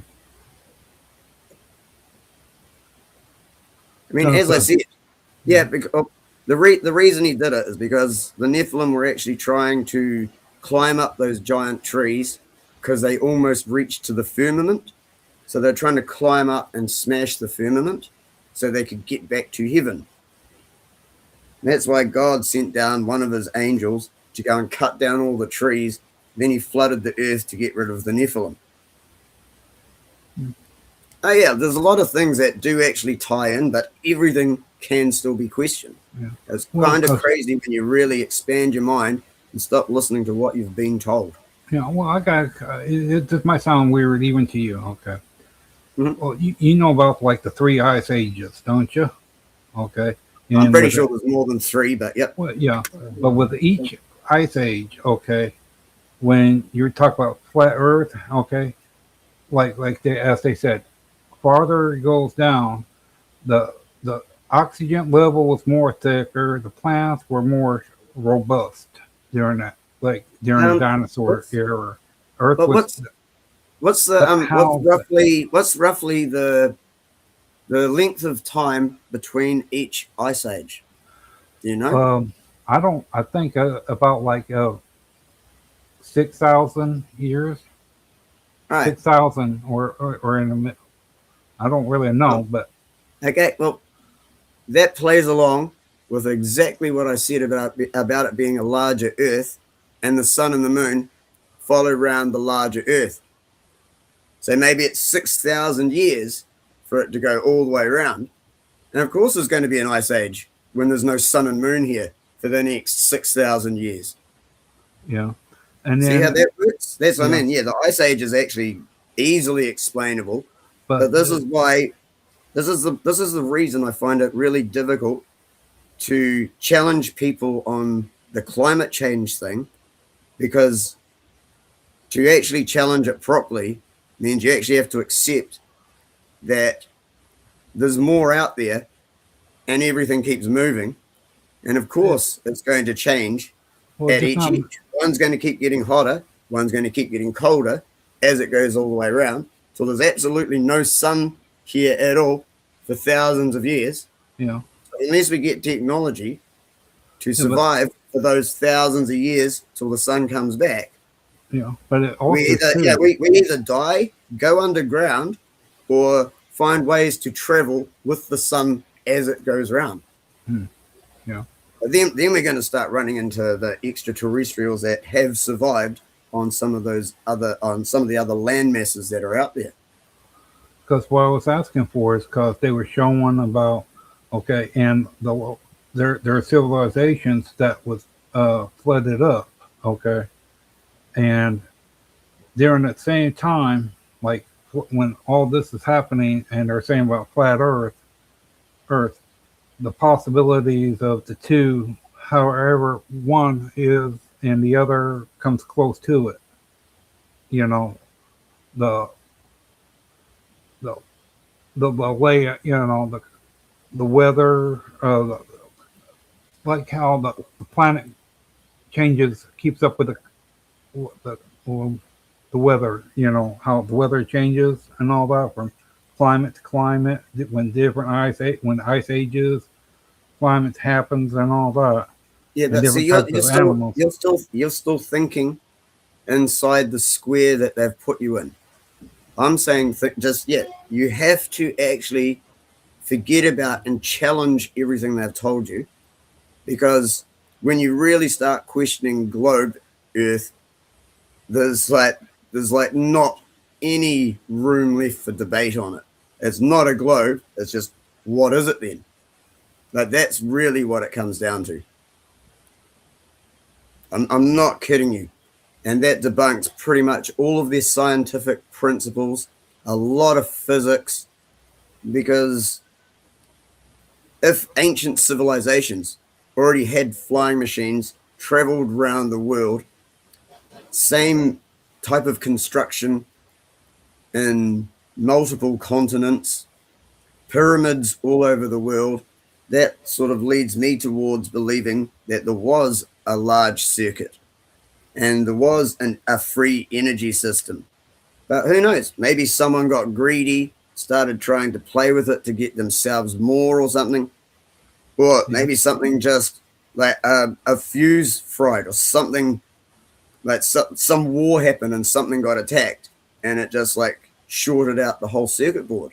See, maybe the whole larger Earth did actually all used to be illuminated and things, and it wasn't just needed for the sun and the moon, because the free energy had actually been utilized in all of these continents. So I mean, that would mean that there's, we'll say artificial, but from the ether, that's creating light and energy in all the places that are currently dark, while there's only one bit that's actually illuminated. Yeah.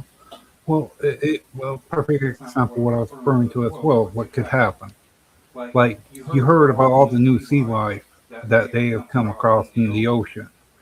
Okay. Yeah. Where That's only because they're evolving because of different things that's happening on Earth. You know, one not saying the same things could happen there. It could.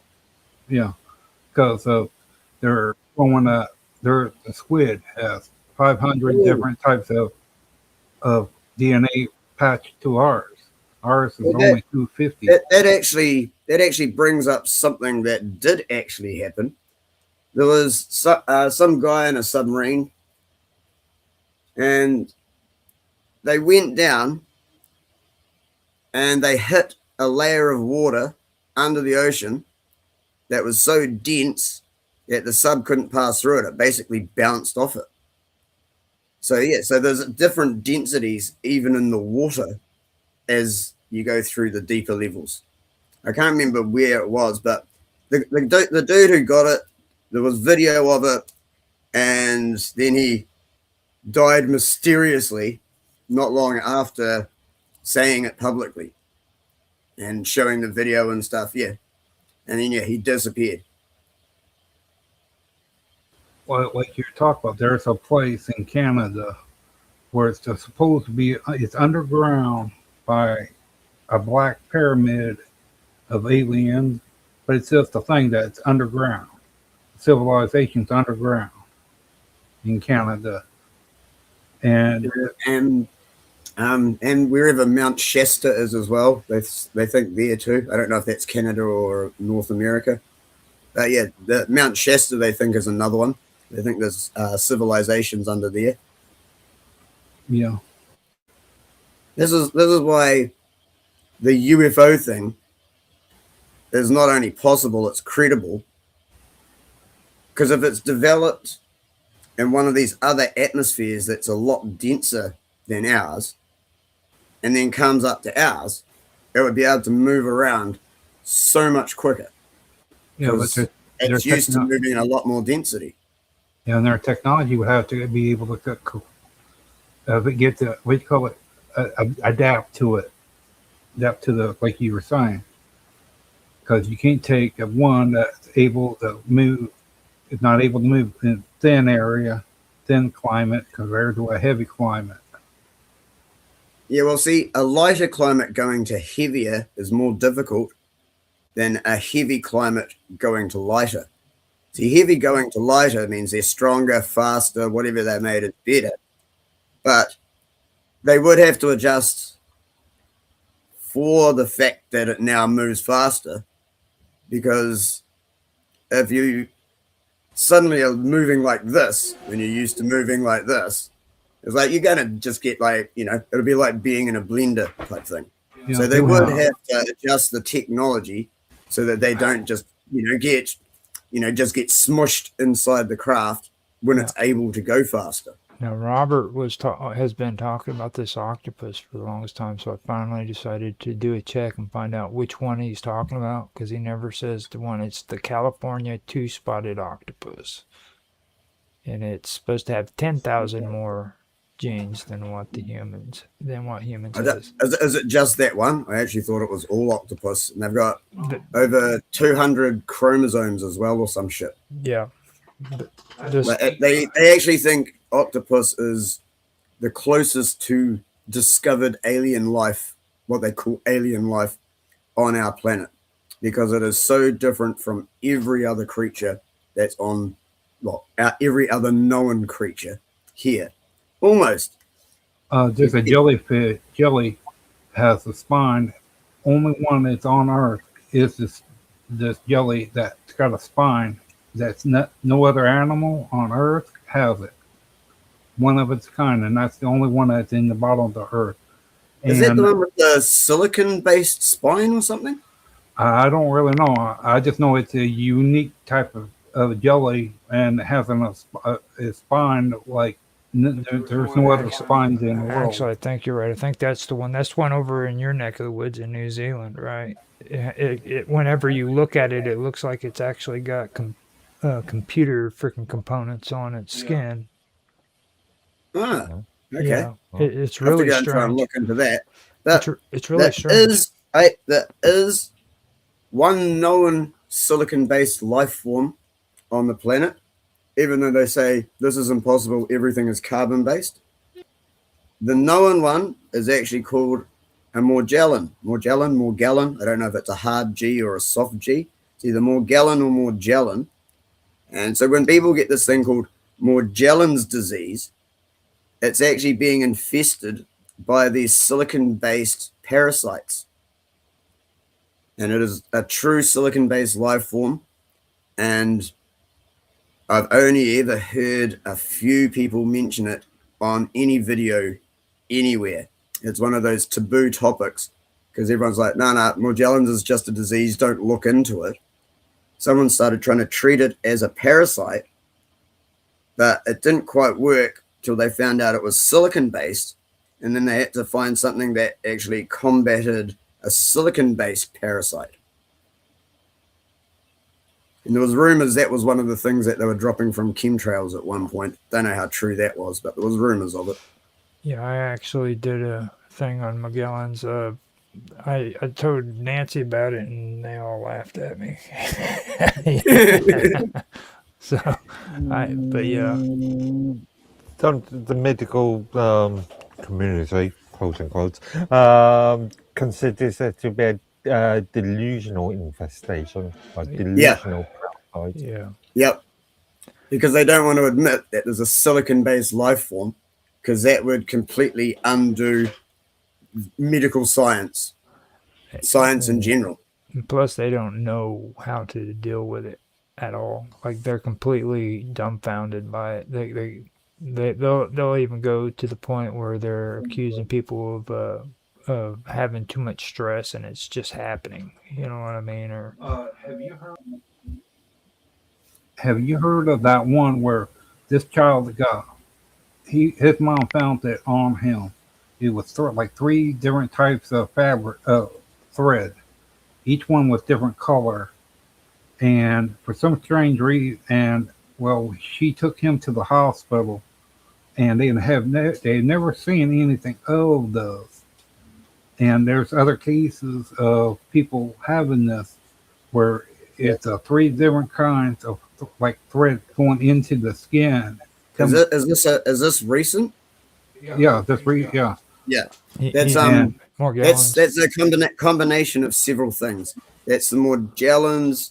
It's the graphene oxide things. Like, there's microscopic views of the masks and things, and there's like the little black things that are actually moving around inside a lot of the surgical masks.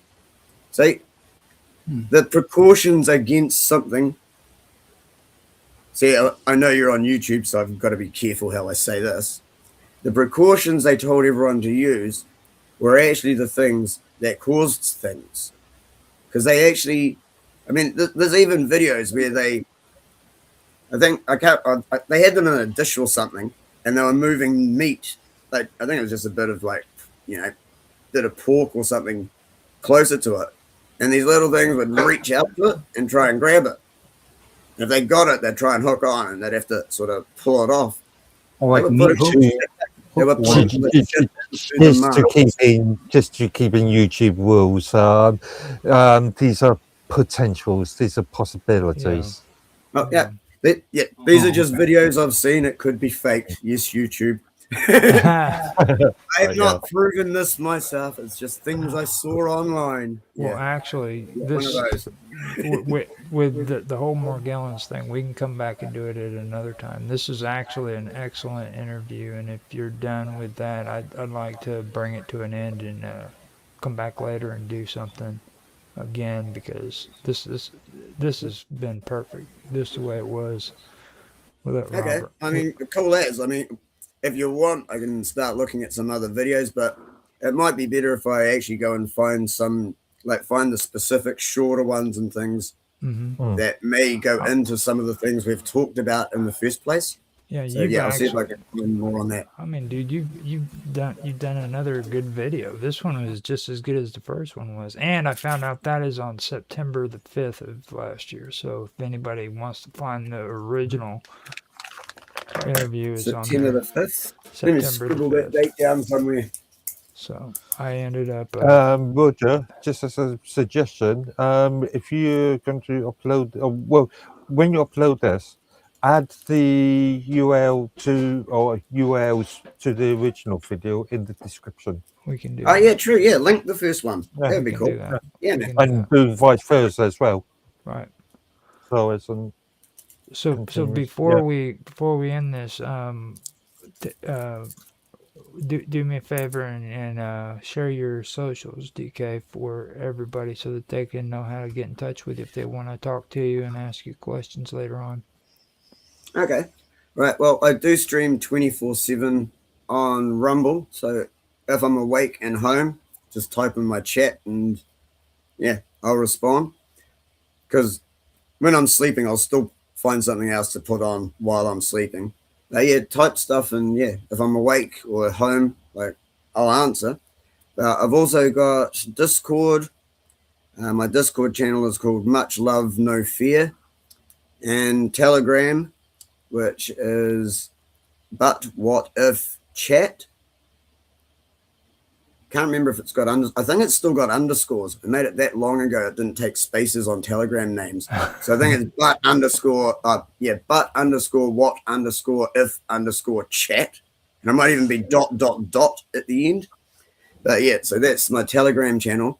But then there's also the website that me and a friend, Immortal Al, have put together, and that is called MLNF for Much Love No Fear .net. So, but be careful. Google can be a dick sometimes, and if you type in MLNF, sometimes it just thinks you misspelled MILF. So type in, yeah, not kidding you. I found that out the very first time after it got made. Yeah, so type in MLNF and look for like the suggestions it gives. I think it says video archive or something like that. Okay. Because you can upload videos and you can stream there as well. But yeah, I know, I'm not kidding you. But yeah, just make sure when don't hit enter straight away, and it should, like, with the suggestions, it should say like, yeah, video archive beside one of them. Yeah, that's it. Yeah, I know. It's all right. It's annoying. I have to explain that so people don't just think it's a joke and I'm full of crap and sending them to milk sites. I've learned never to do that when it comes to you, ever. Yeah. So thank you for doing the interview. We appreciate that, and I want to thank Robert and Mark Edworthy for being on the panel. Before we go, you guys want to give your socials, or Mark, you want to give your socials? Okay. Just one site, minds.com, username Medworthy. Okay, and Robert is usually with me because he hasn't got any socials. So if you want to talk to Robert or me, you can contact us at the Wonderful World of Weirdness on Discord. You can also find us on minds.com at Roger_Hanson. I also have a group on minds.com called Strange Stories. If you guys are on there and you want to go check that out, you can check it out. Now, this is going to be on the Wonderful World of Weirdness on both YouTube and Rumble. It's also going to be on Strange Stories, which is on YouTube, and I'll have 15-minute video clips of the interview on minds.com, so that'll be on there too. Besides that, I'm also live streaming this on Kick as well as Twitch, so there's a lot of places where you can find this. Now, Kick and Twitch, they delete after a certain amount of time, but if you go to Rumble and you go to YouTube, you can find it. So either YouTube, Rumble, or Minds, I think.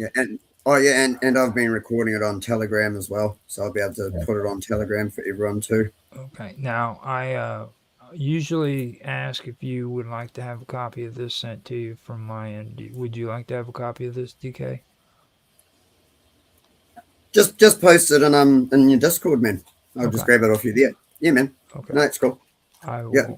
Okay, so with that being said, I'd like to say thank you for watching, guys. Whoever's watching, if you liked what you saw, please like, subscribe, share, make comments down in the comment section because we love to hear feedback. So give us Indeed. some feedback, and somebody will see it, and somebody will answer it. Sometimes it's me, sometimes it's Mark, sometimes it's DK. He lurks in there sometimes too. I know he does. So. Feel Yeah. free to leave Yeah, I comments. stop in there just about daily to give your Rumble channel a like. I Whether I appreciate stick that. around or not's a different story, but I stop in most days to just give it a like and things. Appreciate that very much. And with that, I'm going to go ahead and end the stream. Thank you guys again for watching. Thank you. Thank you all as well. Thank you, Roger. Thank you, Mark. Thank you, Robert. Thanks all for being here. Thanks all you guys watching. Thank you all.